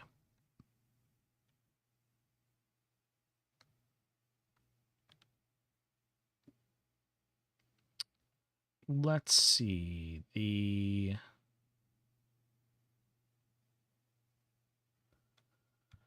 Which technique should we use? The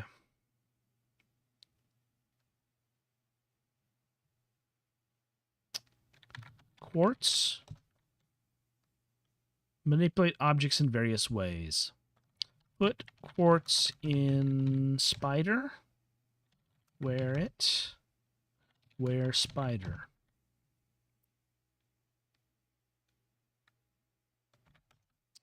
Point at headphones. Put quartz in spider. Index finger itches. Point at headphones. Filaments of intention wrap around the pair of headphones, but that doesn't really seem to do anything. We need... Is it wolf? Put quartz in wolf. Point at headphones. Take headphones.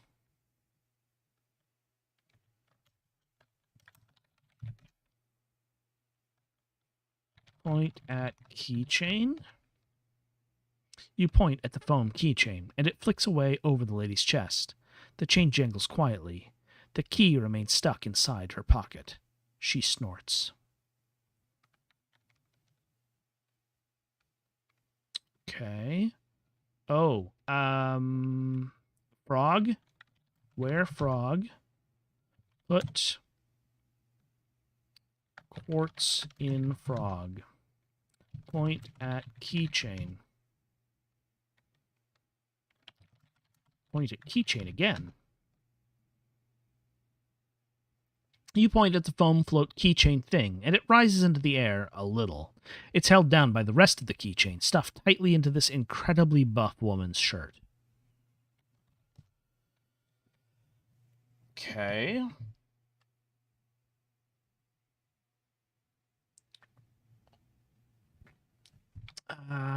Where owl?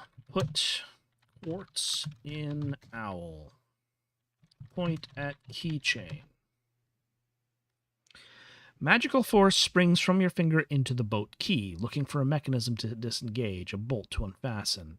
Why am I bothering with a key when we have this? Let's go north.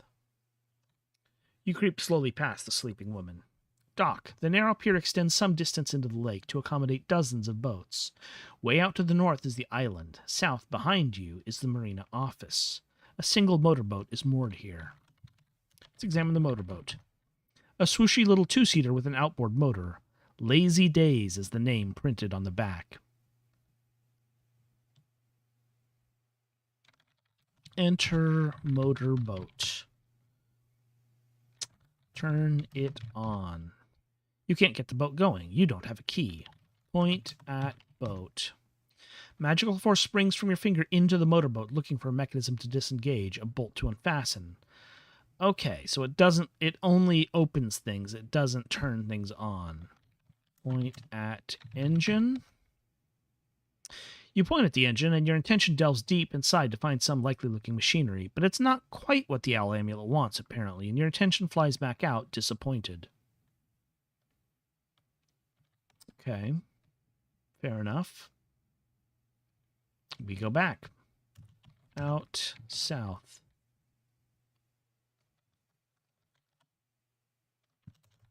Where wolf? Put spinel in wolf. Again you hear the voice of Oclad. I am returned to thee, O Charybdis, to serve thee according to my ancient contract. Treasure shall I discover for thee wherever they may hide. I appreciate it, you tell her. Volklad sniffs the air. I can detect nothing of treasure here, O Charybdis, she says. Well, there's a sort of treasure, but yeah. Let's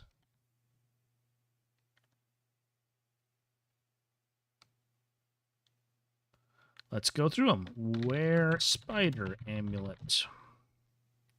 Put quartz in spider. Point at keychain. Web of force encloses around the foam keychain, but it stays right where it is. Okay, not spider. Wear bat.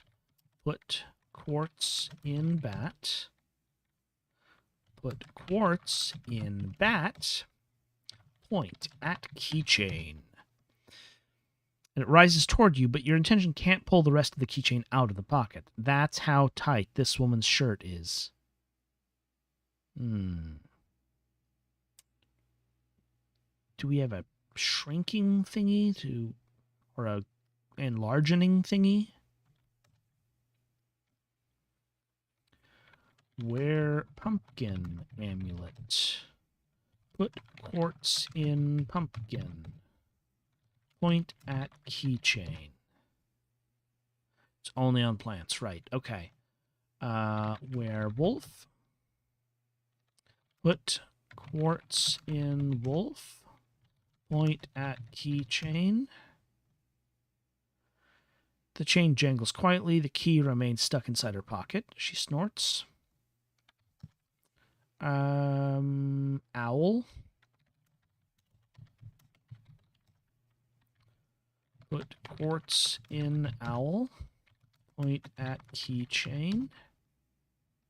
Nothing to unfasten. Right. We're just going through the same motions over again. Let us go back out. Where wolf, put spinel in wolf.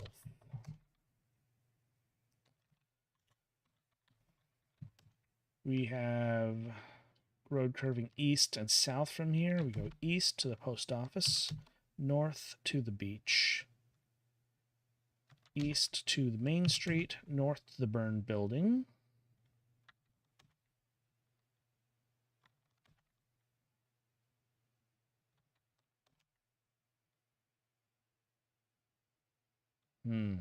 Okay. Let's try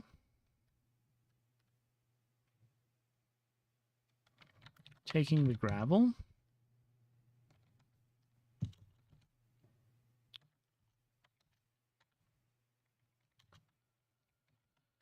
Columns. We got the 5th, 6th, 1st, 2nd, and 3rd. Put gravel in 4th brazier. Take gravel. I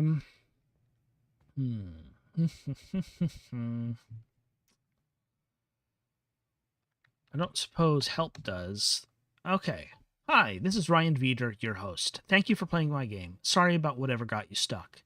The Even Some More Tales from Castle Balderstone official player's guide is available for your convenience at this address. But if you need any specific guidance, do not hesitate to contact me at rcveter or rcveter@me.com. Thanks again. Does this still work?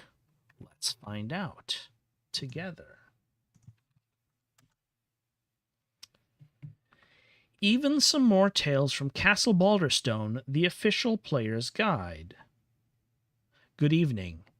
In 2021, I invited you to the 200th convocation at Castle Balderstone. What a thrilling event that was, full of twists and turns, shocks and surprises, and of course scares upon scares.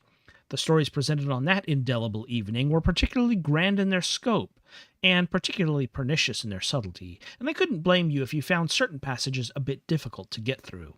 Of course, the aim of every author in the convocation is to horrify, not to frustrate.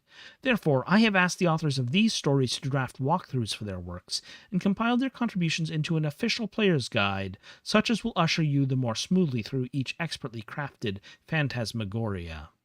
If any part of this official player's guide is insufficiently helpful, please do not hesitate to contact me, Ryan Veeder, so that I can ask the author of the guide in question to make the appropriate emendations. Certain of these authors are bound to react poorly to such a request, but better for me to face their wrath than you, my sweet, innocent, guileless guest. Anyway, please click on the story you would like to see a walkthrough for. What's that? You say this official player's guide is incomplete? Are you telling me that there were more goings-on at Castle Balderstone on that storm-racked night than the presentations of the 4 stories above? I have no idea what you're talking about. Let's go to visit Schuylkill Lake. Just a moment. I need to cough. Excuse me.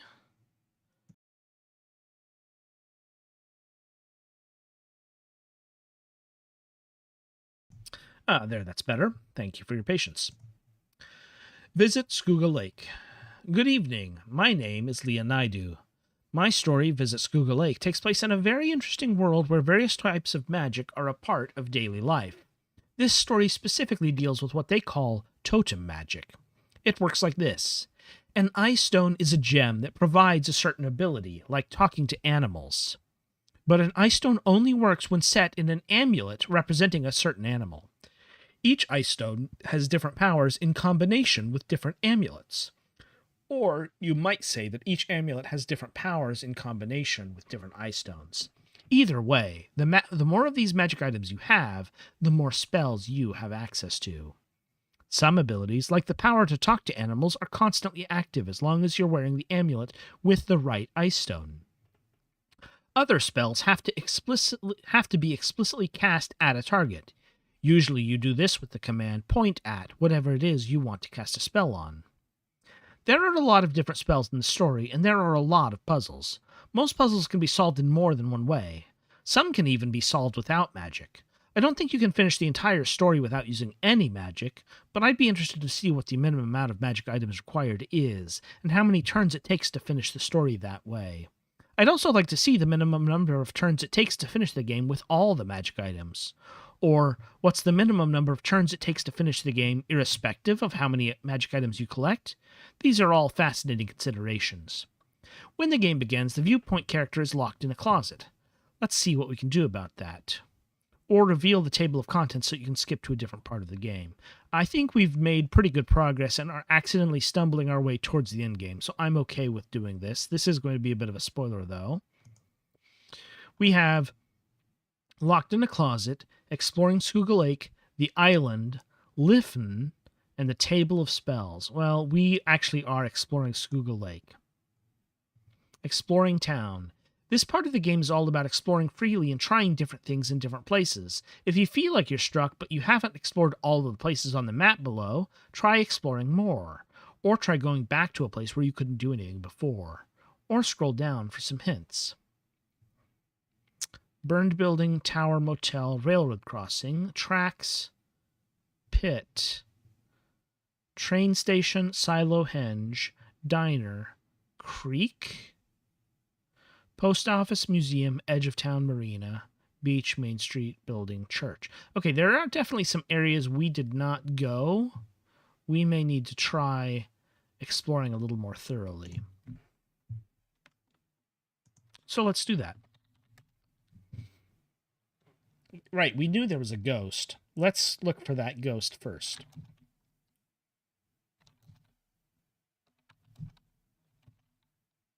Southwest, no. Railroad crossing, here. Southwest to the tracks. And trees are thick on either side of the tracks, blotting out any sign of the town or the highway. To the train station. Southwest is a creek. In the woods just outside of town, a narrow culvert allows the railroad tracks to pass over a small but noisy stream. And something else is making some noise, a frog perched on a rock protruding from the muddy shore. The tracks run northeast and southwest. Volklad sniffs the air, but finds nothing to report. Wear the frog amulet. Farewell, Volklad. Put olivine in frog. You have a strange sensation in your throat. Let's examine our little frog. You can make out its tiny eyes, its tiny feet glistening in the starlight. If it weren't so loud, though, you'd never notice it. Let's talk to the frog. Hey, you say to the little frog, what you doing? Literally nothing, says the frog. So, have you noticed anything weird lately? The frog shrugs. I noticed the lake tastes terrible, but that's been going on for a while. Oh, you say. Well, fair enough. Look. Let's wear the owl amulet. And let's put the turquoise in the owl. Let's examine the frog. You peer into the frog's mind. It's thinking, downstream is bad, water in the lake is super gross, upstream isn't great, eventually water stops. What to do? What to do? Stick around here, I guess. Oh, that's unfortunate. We look again. This is where the ghost is, right? Where the owls are the ones who could see the ghost or were aware of the ghost. Put quartz in owl. Point at headphones. Right, that unlocks things. Let's try the garnet.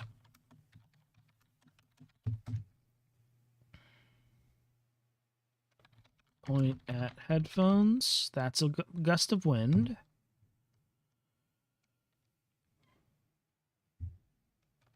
We already did olivine to talk to owls.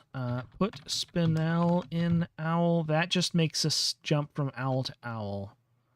We don't have a relevant eye stone to try and spot a ghost. The creek burbles. The frog creaks.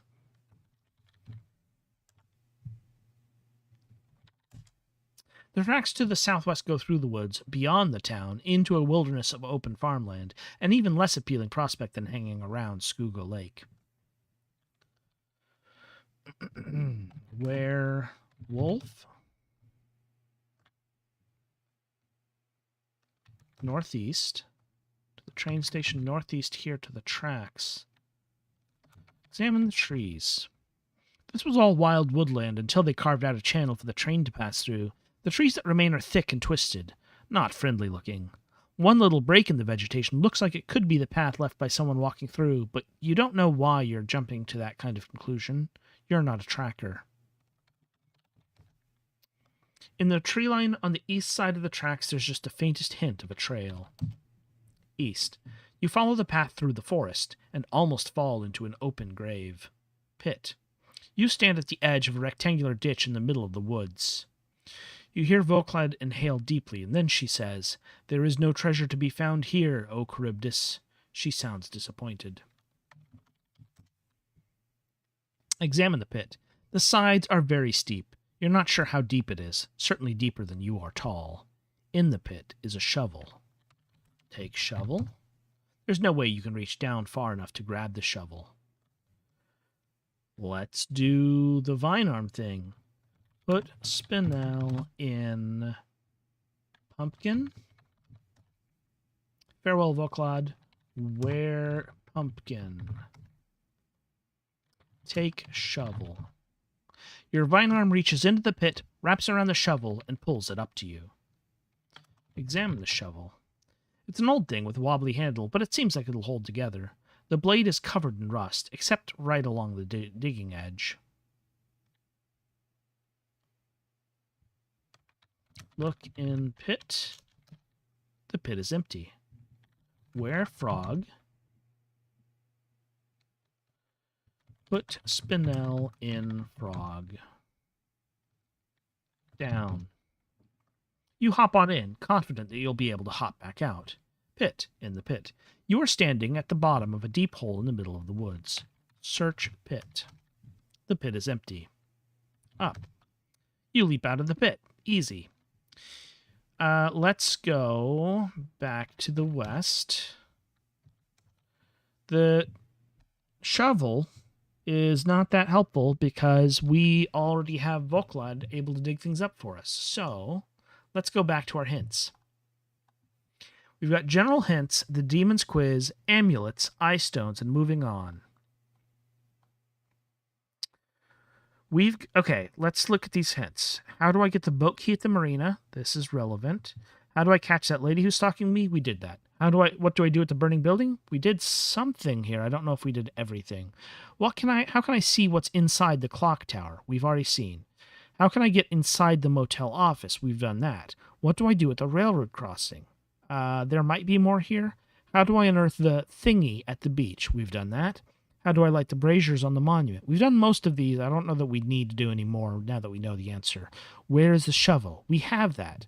How do I get the shovel once I found it? We got it. How do I get the water bottle? That we don't even know about, except that we know that it's missing. If you just dig everywhere, you'll find it eventually. If you combine the spinel, eye stone, and the wolf amulet, someone will help you look for it.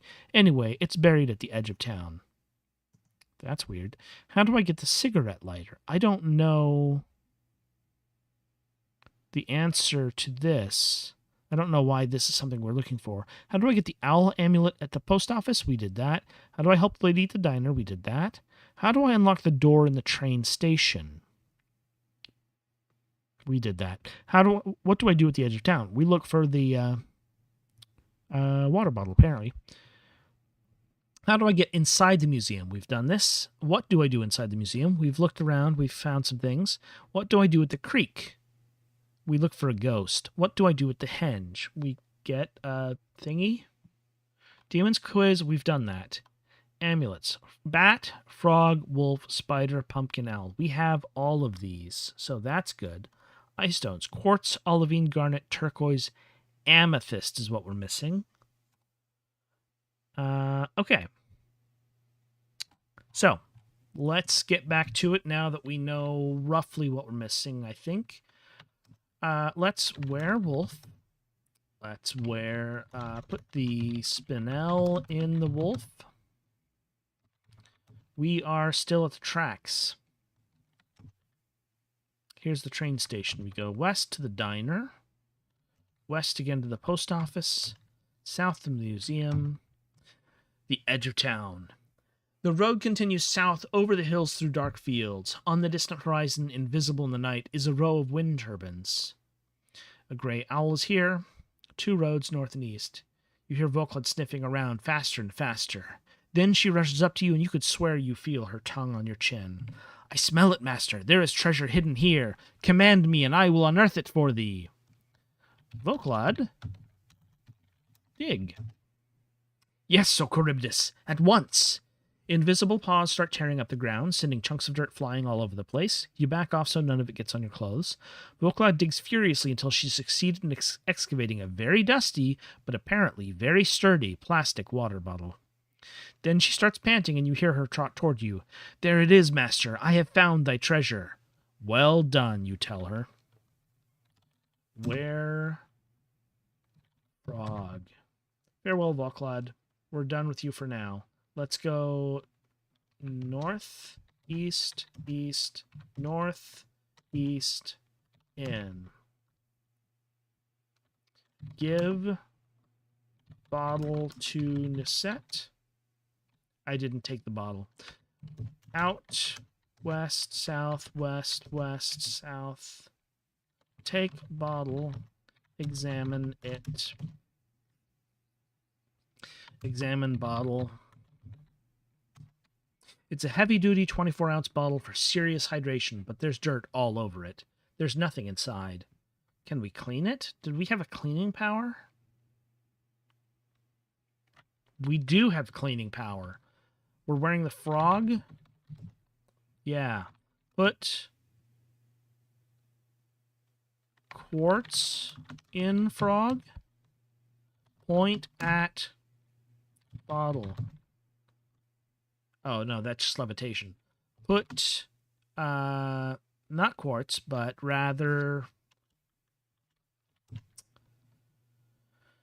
It's not turquoise, it's not olivine, it's garnet. Put garnet in frog. Your index finger feels damp for a moment. Point at bottle. You point, and a jet of water shoots out of your finger at the water bottle. Examine bottle. Oh, I guess that didn't really clean it. Well, whatever. Let's go north, east, in. Give bottle to Nisette. Is this the bottle you were looking for? You hand it over, and Nisette can't believe her eyes. Where on earth did you find that? Oh, goodness, you are a blessing, young lady. How are you supposed to react when old people actually approve of your behavior? You haven't been trained for this. The pastor places a filthy water bottle on top of the organ. Then she sighs, relieved and exhausted. I apologize for being so coy with you before, Charybdis. Things in Skooga Lake have been so strange lately. One of our community leaders, Terlissa Feig, got mixed up with an entity, a thing that calls itself Lifn. With the hagfish amulet Lifn granted her, Terlissa has just about the entire town under her thumb. It was probably Terlissa who told Brialia to lock up any out-of-towners who showed up in the motel. She looks you in the eye. You're young and you're capable. If you can break out of that closet and find my water bottle, you can take anything Terlissa can throw at you. She starts playing the organ again. I wish I could help, but I'm afraid all I can do is pray for your safety and success. Or, wait. She grabs the bottle and tosses it back to you. Could come in handy, she says. Fair enough. There's nothing inside. Do we put something inside it?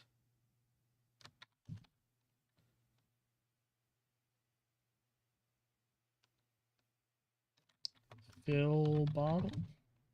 It's not immediately obvious how you'd fill the water bottle here. I mean, we do have a garnet eye stone equipped on a frog amulet, but I suppose that's kind of obscure. Let's go out.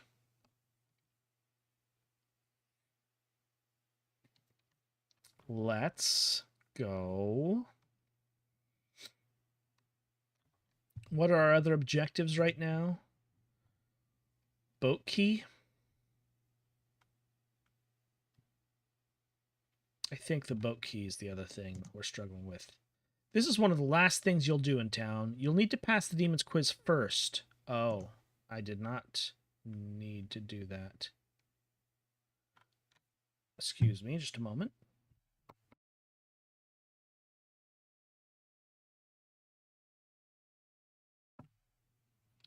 Okay, I'm kind of curious what it says about this.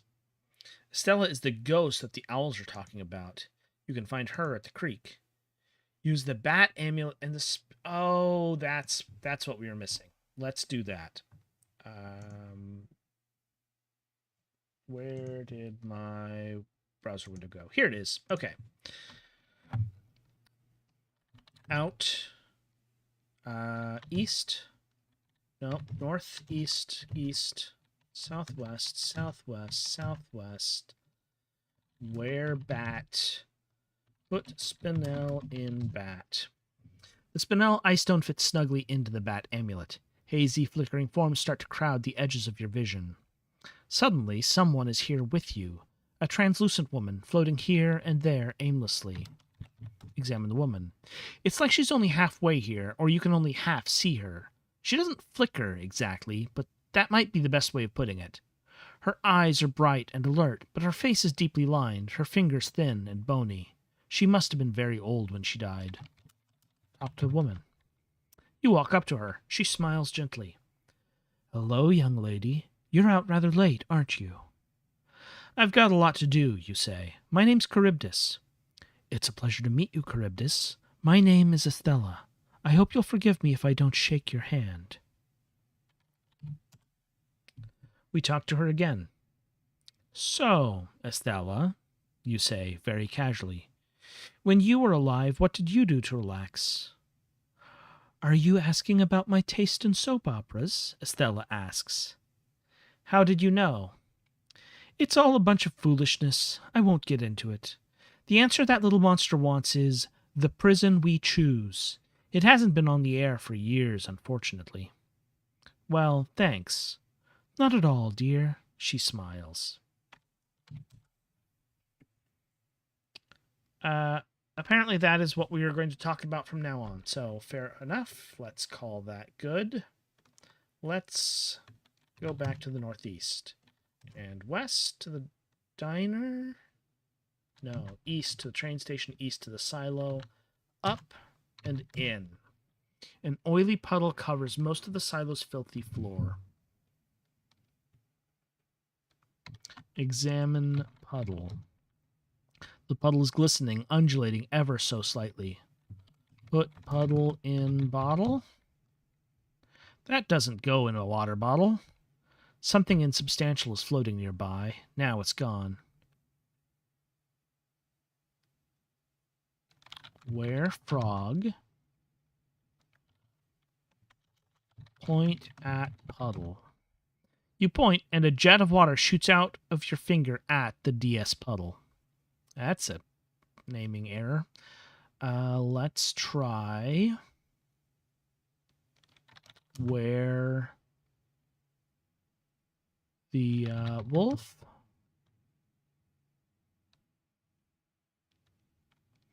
and put the garnet in the wolf. Point at puddle. Tendrils of frost cover its surface.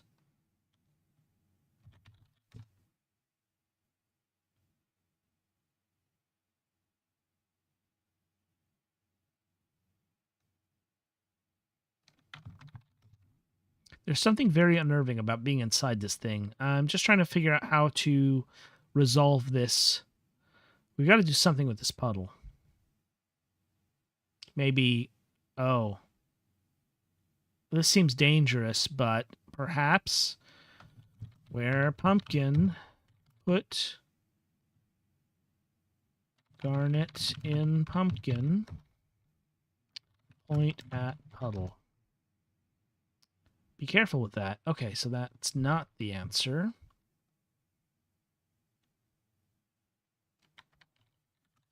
Where spider?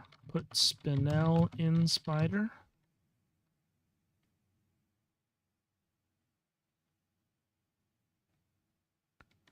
Okay.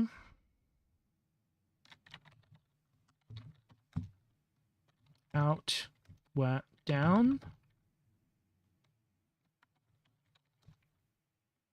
Can't see stars at the silo. Let's go west, the train station, west again to the diner, north to the main street, east to the church, north to the tower, east to the parking lot.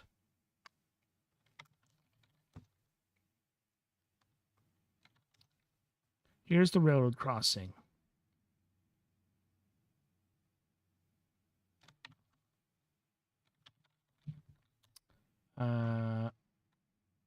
Put spinel in spider. Can't see the stars.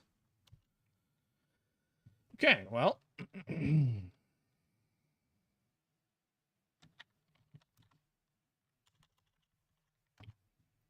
Let's go back to the hints. How do I get the amethyst eye stone?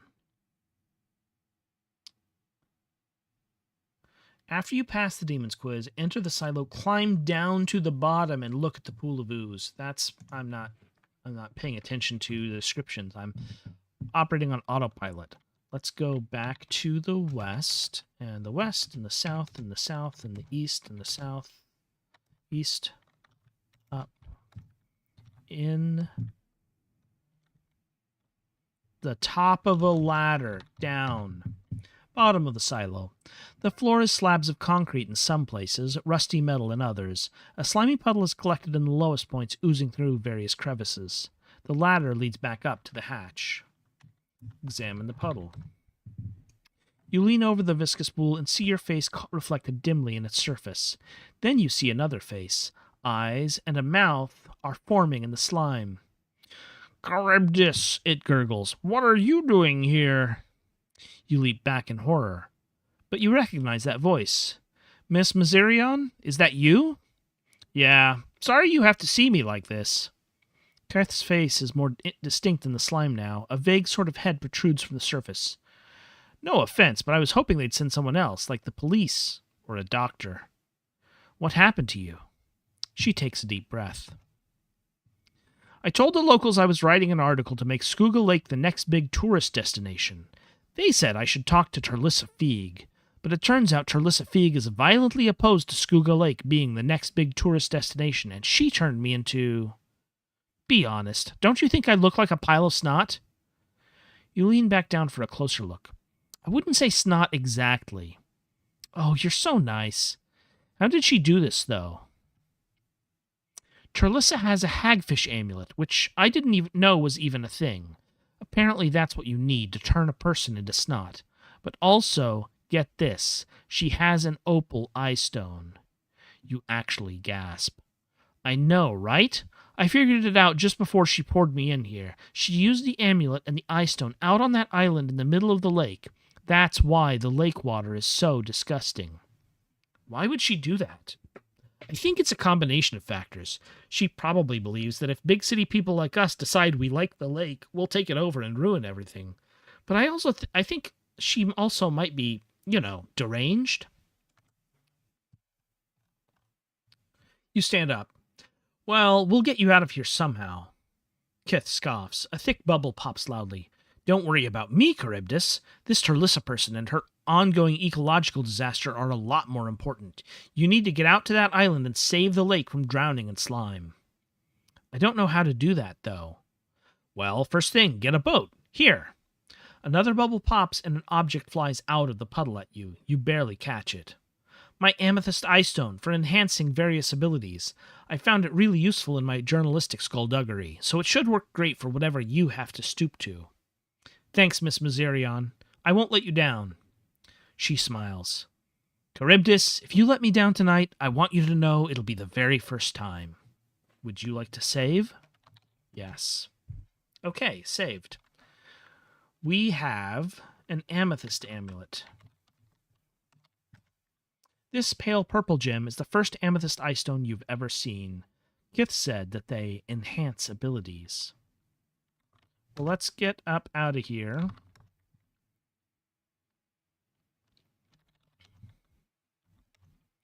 Let's wear the frog first. Put amethyst in frog. The amethyst eye stone fits snugly into the frog amulet. Your lungs ripple strangely.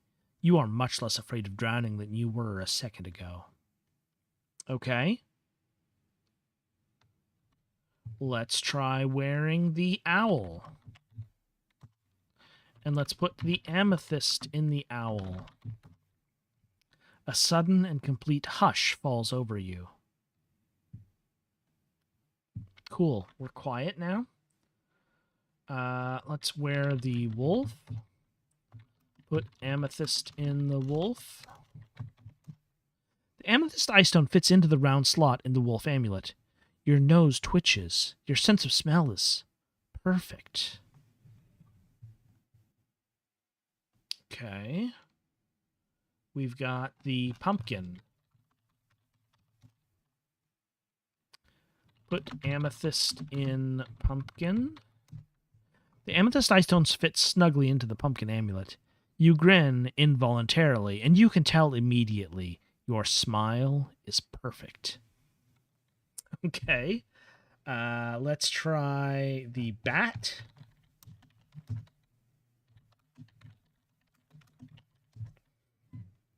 Your ears perk up. Your hearing is suddenly perfect. And where the spider? Put the amethyst in the spider. The amethyst eye stone fits snugly into the spider amulet. You look down at yourself. There's just a hazy outline there. You are invisible. Mostly. Let's go west, and west, and west, and west, and in. Let's take keys. Take keychain. You creep up to the sleeping woman. You lean over her body. Gently, gently, you put your fingers around the keychain. Slowly, slowly, you pull it out of her pocket. The keychain tinkles softly. The woman opens her eyes. She stares sleepily through you. You hold your breath. She closes her eyes. You wait a moment, another moment, another moment. Then you step away with the key in hand. Would you like to save? Yes. Okay, saved. Let's go north. Enter boat. Turn boat on with key. Turn on boat. You insert the key and turn the ignition. The motor starts making a very loud noise. Time to get going. North. Skooga Lake. In the motorboat. The tiny motor's thrumming seems to echo across the vastness of the lake. North of you, the silhouette of the island is slowly getting bigger. Again, the island is getting closer, but the boat is getting slower. You can hear the engine struggling against the water. The water gets even thicker as you approach the island, but the motor keeps chugging away. You're almost there. Shore in the motorboat. The island's coast is covered in a glassy layer of slime, flowing slowly over the rocky soil and into the lake. The source of the flow is somewhere in the darkness beneath the cedars to the north.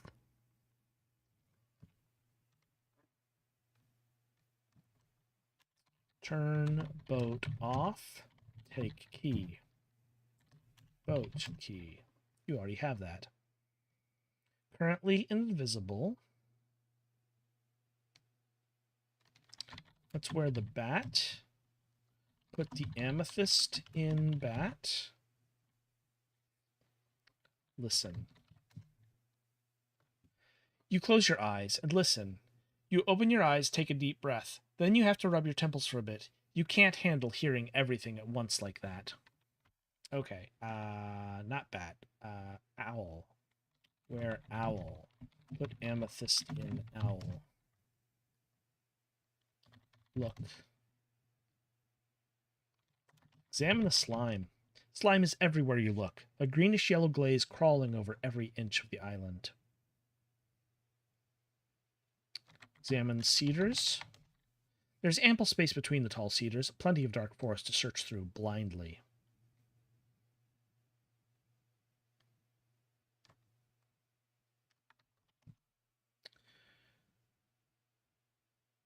The frog amulet lets us swim. The owl amulet makes us quiet.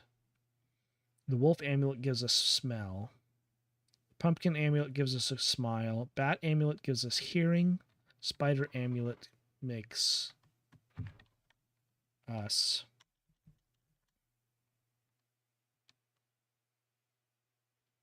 invisible.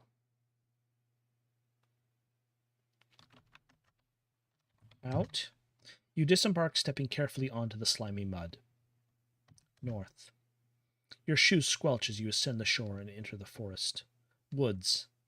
Slime flows slowly over the forest floor, glimmering in the faint starlight like a pool of ink.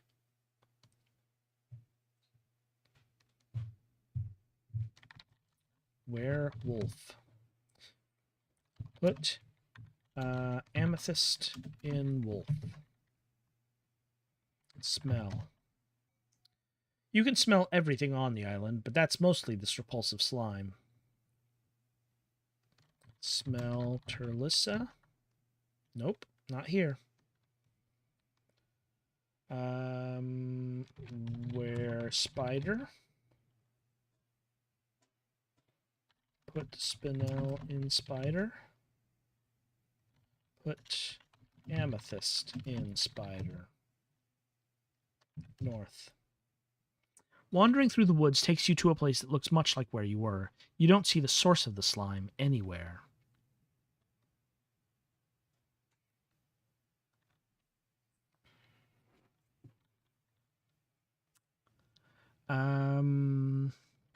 Where owl? Put amethyst in owl. Look. Examine slime. You lean down and stare at the slime. You wait. Eventually you'll be able to see which way it's flowing. You breathe. Patience. It's coming from the northwest. We go northwest. Clearing. A cozy little open area among the trees, with stars overhead and slime ankle-deep on the ground. A perfect spot for a picnic. An oblong hole in space is floating here. Thick, greenish fluid seeps out of it, forming a little mound of goop underneath that slowly oozes away. Examine stars. Come on, it says there are stars. Where spider? Put spinel in spider. Come on. Okay, let's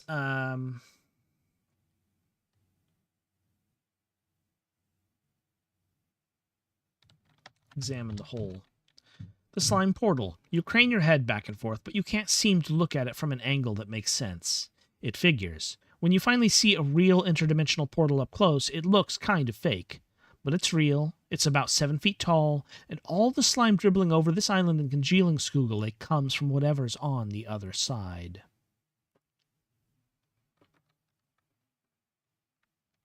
Where spider? Put amethyst in spider. Enter slime portal. You take a deep breath. Would you like to save? Yes. Then you stride through the portal. Slime. A tube. A shapeless bubble. An air-filled space floating deep in an ocean of slime. This cavern has no walls or floor, just viscous fluid. Green, yellow, brown. More translucent here than there. There are things swimming through the slime. Vague, wriggling things. The tunnel goes on in a nameless direction, curving out of view before you can see where it leads. Your feet are sinking into the mire, but slowly enough that you can keep pulling them out before you drown in snot. The return portal is half embedded in the dripping wall.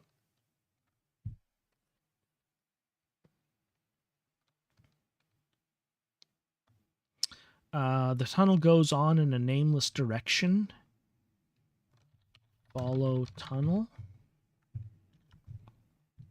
Let's examine the things. Swimming. You could call them worms. They don't really move like worms, though. One of them swims close enough that you can see it distinctly through the slime, and you immediately wish it hadn't.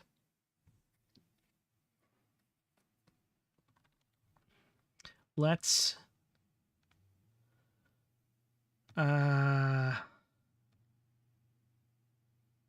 examine return portal. The portal is dark, but you're pretty sure you know where it goes. Follow tunnel. You trudge slowly through the tunnel. When time began, Livn birthed itself, and from its glands all matter was secreted.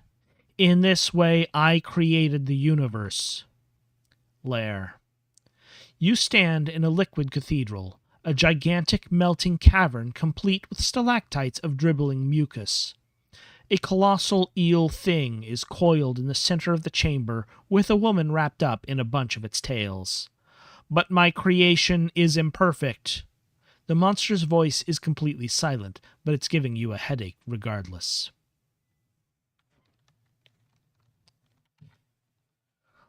Liffin's errors sicken itself. All must be returned to me. All must be absorbed, that I may remake existence. As far as you can tell, it's just thinking out loud to itself. Examine woman. This must be Turlissa Feig. The big worm has its tails wrapped around everything except her head. Her eyes are closed. Her cheeks are sunken.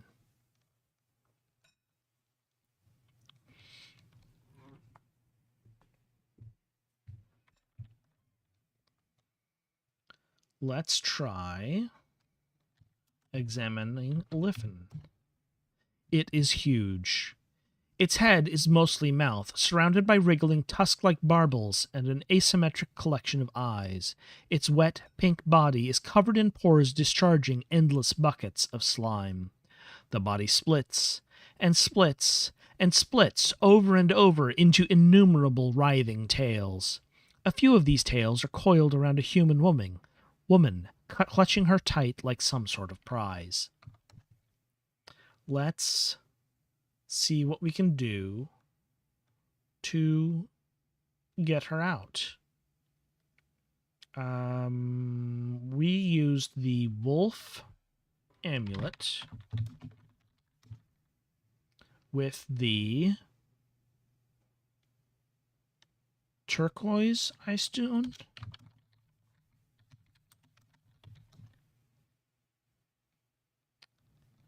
Look at Turlissa. You gaze into Turlissa's mind. There's nothing in there that needs to be removed with your wolf gaze. Okay, well, in that case, wear the owl. Put turquoise in owl. Look at Turlissa. You open up the contents of Turlissa's mind. Utter blackness. Dreamless sleep.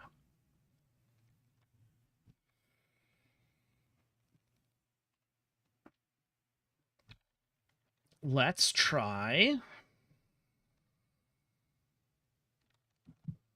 This is some sort of eel thing.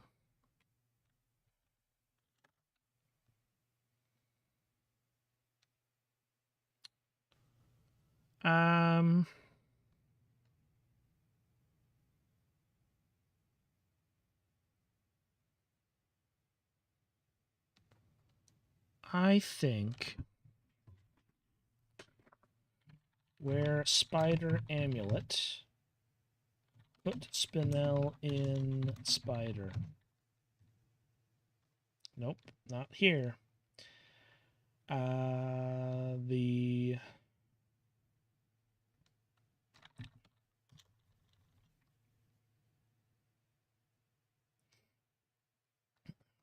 mean, it's hard to go wrong with fire blast, but that seems dangerous. Water?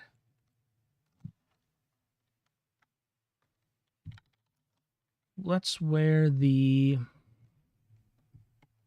owl. I don't remember what the owl shoots.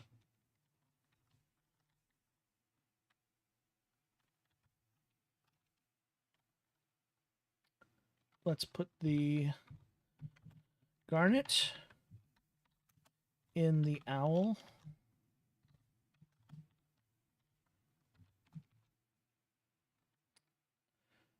Blasts of air. Point at Liffen. You point at the worm beast and blow a mighty blast of air into it. Stupid mortal girl thing, your mightiest blows are as drops of rain upon the majestic bod of Liffen. That wasn't my mightiest blow, you scream back. Ha ha ha ha, says Liffen. Fine, okay. Let's wear the wolf. Put garnet in wolf. Point at Liffen.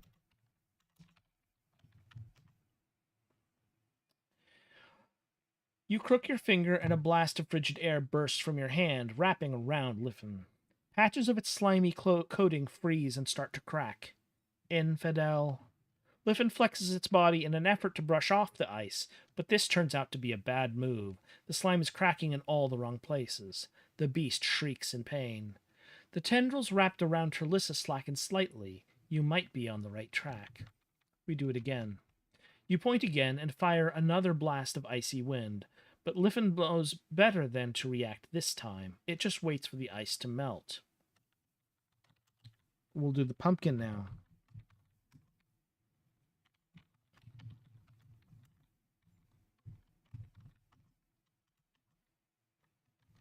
Point at Liffen. You point at Liffen. You take a deep breath and focus. You shoot a giant fireball into its face. Ah! It screams psychically as its mouth explodes. A few more of the tails loosen, revealing an amulet hanging around Trelissa's throat. The design might be a hagfish. Must be. And the eye stone inside must be an opal.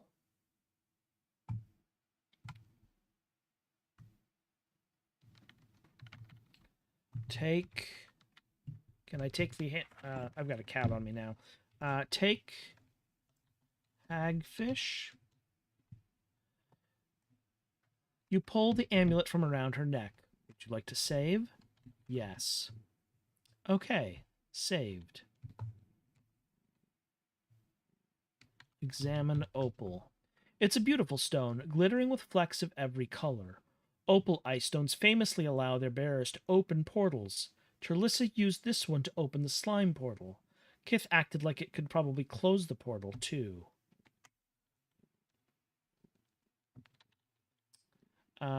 Where the spider put the... No. Spider's probably not it.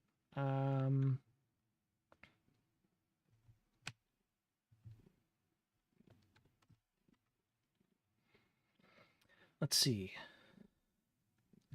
Let's wear the hagfish. Hagfish amulet containing the opal ice stone falls heavily on your chest. You don't feel any different. Put garnet in hagfish. The garnet ice stone fits into the hagfish amulet. Your index finger suddenly feels very sticky. Point at Liffen.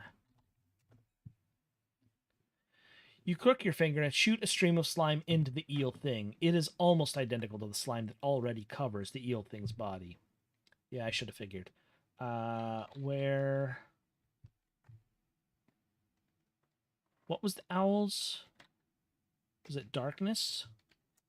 Put garnet in owl. That was air, right.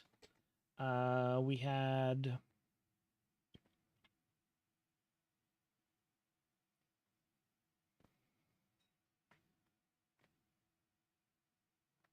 What would the water bottle be useful for here? Fill bottle with slime. Okay, cool. We did that. A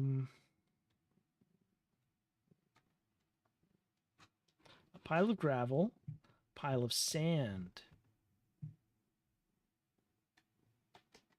I am wearing an owl with a garnet. Point at sand. I thought maybe we could blow sand in the monster's face, but I guess not. Where frog? Put garnet in frog. Point at Liffen. This is not our mightiest attack. Yeah, only mingles with the monster's thick coating of slime. Where spider? Put garnet in spider. Point at Liffen. You aim carefully and fire a gob of wetting, not in its mouth, not in any of its crater-like eyes, right into one of its slime-spewing invaginations. The web plugs up the pore, and the flow of mucus makes it swell up. You realize with some satisfaction that you have inflicted on Liffen a particularly painful zit. It pops, and Liffen squeals in agony. More of the tentacles fall away from Trelissa. She could probably pull herself out now if she had any strength left in her body.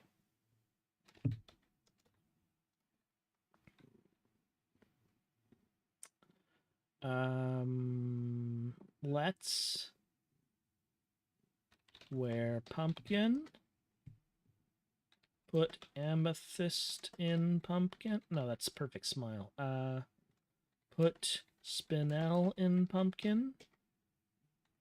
Take Turlissa.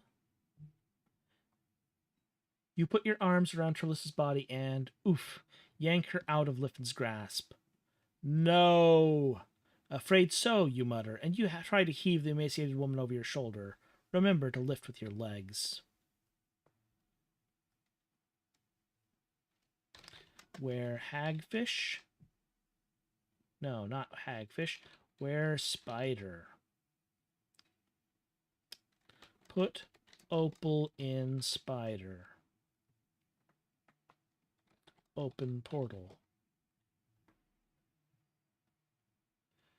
Okay, we can't open a portal while we're already on the other side of a different portal. You trudge back through the tunnel. Liffen screams something else into your brain, but you manage to ignore it. Slime. An air-filled space floating deep in an ocean of slime. This cavern has no walls or floors, just viscous fluid. Green, yellow, brown, more translucent here than there.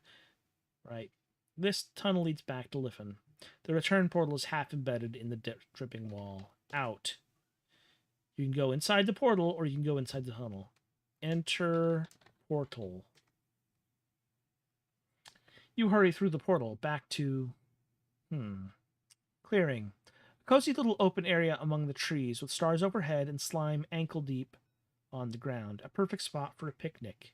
An oblong hole in space is floating here. Thick, greenish fluid seeps out of it, forming a little mound of goop underneath that slowly oozes away. You were going to say, back to the real world, but who knows what that means. Where hagfish... put opal in hagfish. Close portal. You stick out your hand and make a fist. The slime portal shrinks and disappears. Where spider?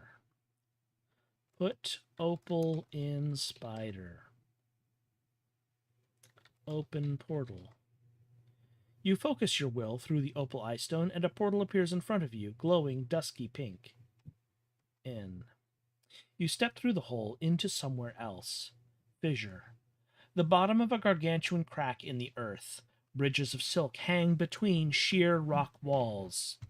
Above is a huge pink moon, waning crescent, and glowing eyes are watching over you from the edge of the fissure, the eyes of Sarit. The return portal is hanging nearby.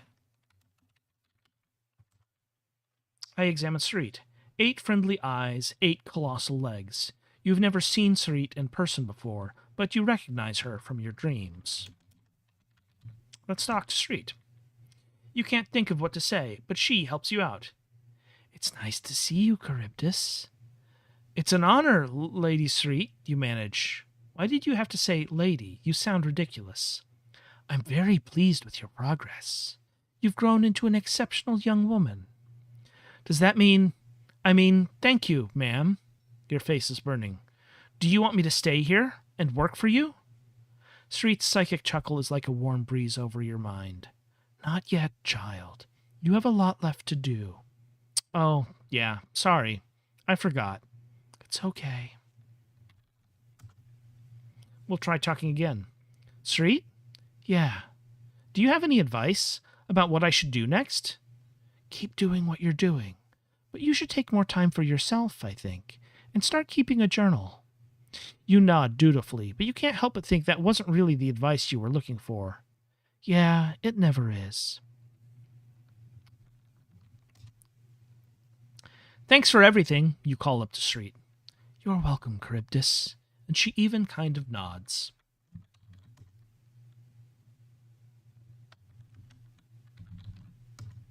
The moon is so large, or the fissure is so narrow, that you can't see all of it from down here, but it's definitely not the moon you're used to. Enter portal. A portal hanging nearby glows with a familiar pink light. Let's close portal. Okay, so that was the spider. We've seen the spider portal and the hagfish portal. Let's try the frog portal. Put opal in frog. Open portal. You pull back at the atmosphere and reveal a portal, deep cyan, fading into indigo. Enter portal. You step through the hole into somewhere else. Swamp. Early evening, and the fireflies are blinking lazily among the cypresses. The return portal is situated above a wooden platform, connected to a walkway, a sort of bridge over the surface of the swamp, wending its way into the darkness between the trees. Someone is playing an accordion somewhere far away. Listen. Kind of an aimless melody, but not amateurish or anything. That's nice. Examine fireflies. Little green lights are dancing over the water. And cypresses. Huge trees stick out of the water. They're not as thick here as they are over there. Enter portal. Close portal. Let's try... We've done frog. Next, let's try owl. Put opal in owl. Open portal. And a portal opens before you, a gray hole in space. Enter portal. You step through the hole into somewhere else. Bedroom. The circular chamber has plenty of room to accommodate a canopied bed, a marble-top vanity, a velvet couch that's basically a second bed. Most of the floor is covered by a thick rug. The luxury of the scene is spoilt somewhat by the screaming wind. Based on a glance out the window, you appear to be in the middle of a tornado. The bed itself is very nice, sure, but the canopy is the kind of thing you dreamt about when you were little. The gauzy drapery comes up to a single point at the top, forming a pyramid of perfect comfiness.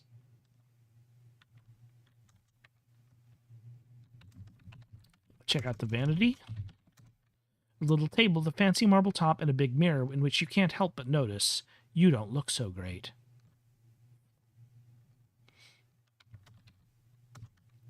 This would be a perfect rug for sneaking around on if you had any reason to sneak around. The extremely loud wind means nobody could hear you walking around regardless. Just outside the window, clouds and debris are whirling around at unthinkable speeds. The wind isn't getting in here somehow, but it's still incredibly loud. You can't get a good look at the outside of the building, but you have a sneaking suspicion that this bedroom is not attached to anything. We enter the portal. We close it. Let's wear the bat. Put opal in the bat. Open up, revealing a black portal. You step through the hole into somewhere else. Darkness. A dry breeze tussles your hair. The ground beneath your feet is rough stone. It is pitch black. The return portal floats nearby. You listen to the whistling of the breeze.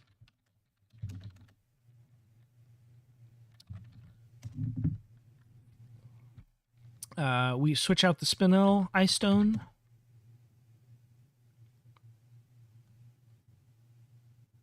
Oh, I thought maybe this would allow me to see, but it doesn't really.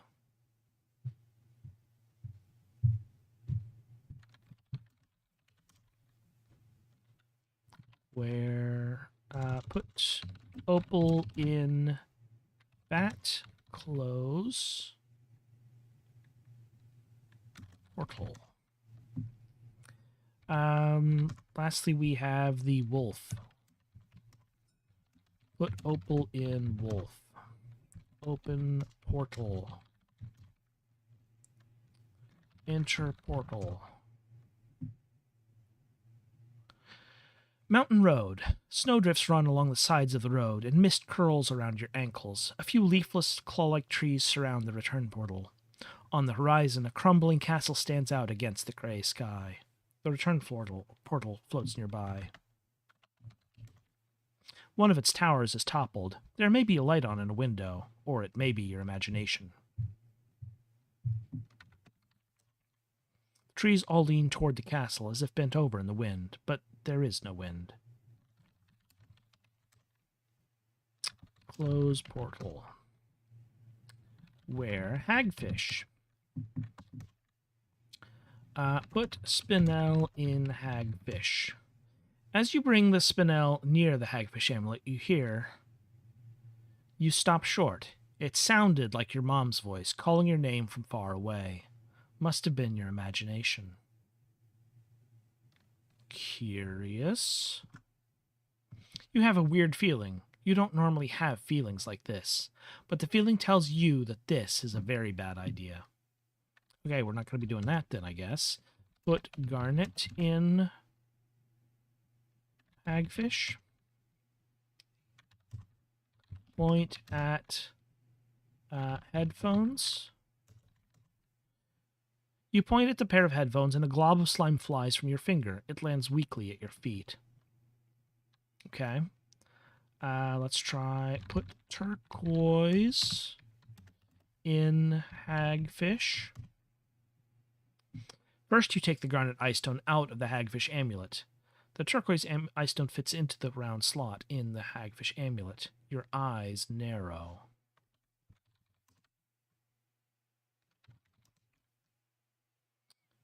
Inflicting the hagfish amulet's hex on yourself seems like a terrible idea. Yeah, probably not great. Let's do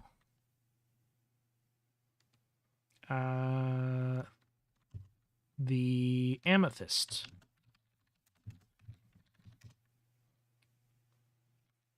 You notice sheen of sweat on your arms. Oh, that's not sweat. Gross. Okay. Quartz.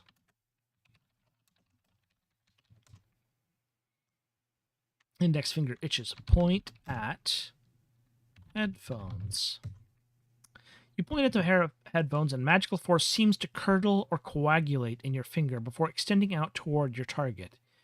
It's not clear what effect that had. It's weird and gross. Okay. I think that is pretty much all. Oh, olivine. If we had a hagfish, we could talk to one with an olivine ice stone. Put olivine in hagfish.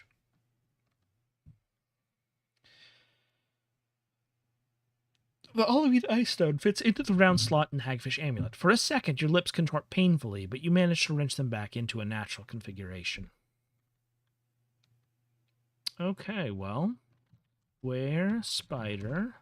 Put opal in spider. And let's look. Let's go south. The boat should be somewhere south of here. South. And your stolen motor is here. Enter boat. You squelch your way south and eventually you exit the woods. Shore. The island's coast is coated in a glassy layer of slime flowing slowly over the rocky soil and into the lake. The source of the flow is somewhere in the darkness beneath the cedars to the north. Enter boat. You dump Terlissa into the passenger seat, and then you climb in next to her. I'm doing this against my better judgment, you tell her. You start the engine. As of June of 2021, Skooga Lake has not yet recovered from the effects of the slime portal. Conservationists have outlined a rehabilitation plan that optimistically projects complete restoration by 2035. Former diner proprietor Odarla Skorziner is a candidate in the ongoing race for mayor of Skooga Lake. Insiders suggest that her opponent, Stelline Garantz, will withdraw her candidacy before Election Day. Pastor Niket Azarol took organ lessons for 3 weeks before deciding that she preferred to be an untrained musician. Brialia Shervus sold the Lakeview Motel and moved to Partmary, where she now works for a consulting firm.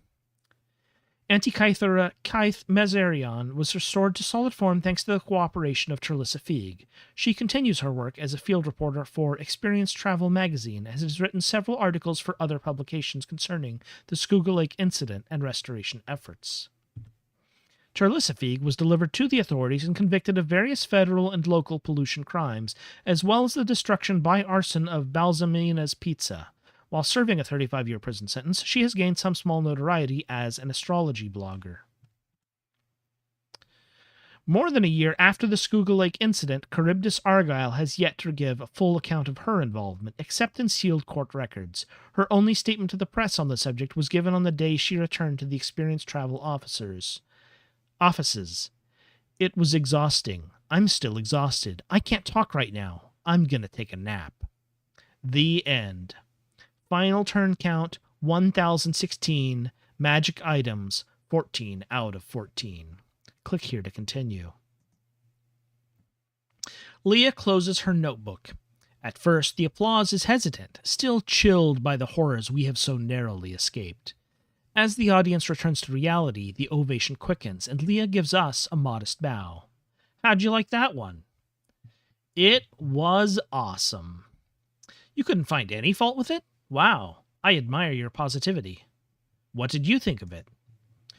Well, I feel like maybe I've seen enough small town with sinister secret stuff for this lifetime, but I'll save that for my anonymous blog. We have time for just one or two questions, Leah says, and someone immediately stands up. Where'd you come up with all those weird character names? That's a little gauche, wouldn't you say? Shush. Okay, I'll shush. Leah smiles patiently. I wanted this world, with magic and monsters, to feel distinct from our real world, even if it's similar in many ways. For the natives of Skooga Lake, I invented names that were like corruptions of typical American names. Actually, the name Turlissa by itself was one of my primary inspirations for the story. Charybdis and Antikythera are both Greek, of course. I wanted the characters from the big city to have more cosmopolitan-sounding names. What about the name Liffen? Leah shrugs. I don't know for sure. It kind of looks like lymph, right? Is lymph a kind of slime? She looks around the room. Nobody has an answer. Well, yeah, it is. Kind of. Leah points at you and nods approvingly. Thank you, Ryan's guest. So there you go. Liffen, lymph, slime. The door opens and someone pokes their head in to mouth some words at our imposing presenter. She nods again. Looks like the next group is here. Thank you so much for your kind attention, and please enjoy the other stories being presented here tonight. With that, everyone obediently gets up and files out of the geologic library, out into the chilly, winding halls of Castle Balderstone. That wasn't so bad. No, I guess not. You gotta understand, she's meaner when there's nobody else around. You mean when it's just you and her? Yeah, exactly. So it is personal. You know, I would love to get deeper into all this inter-authorial drama with you, but we should probably get a move on if we don't want to miss whatever we're doing next. Sure. As for you and I, where we will go next is Singing for Me on another occasion.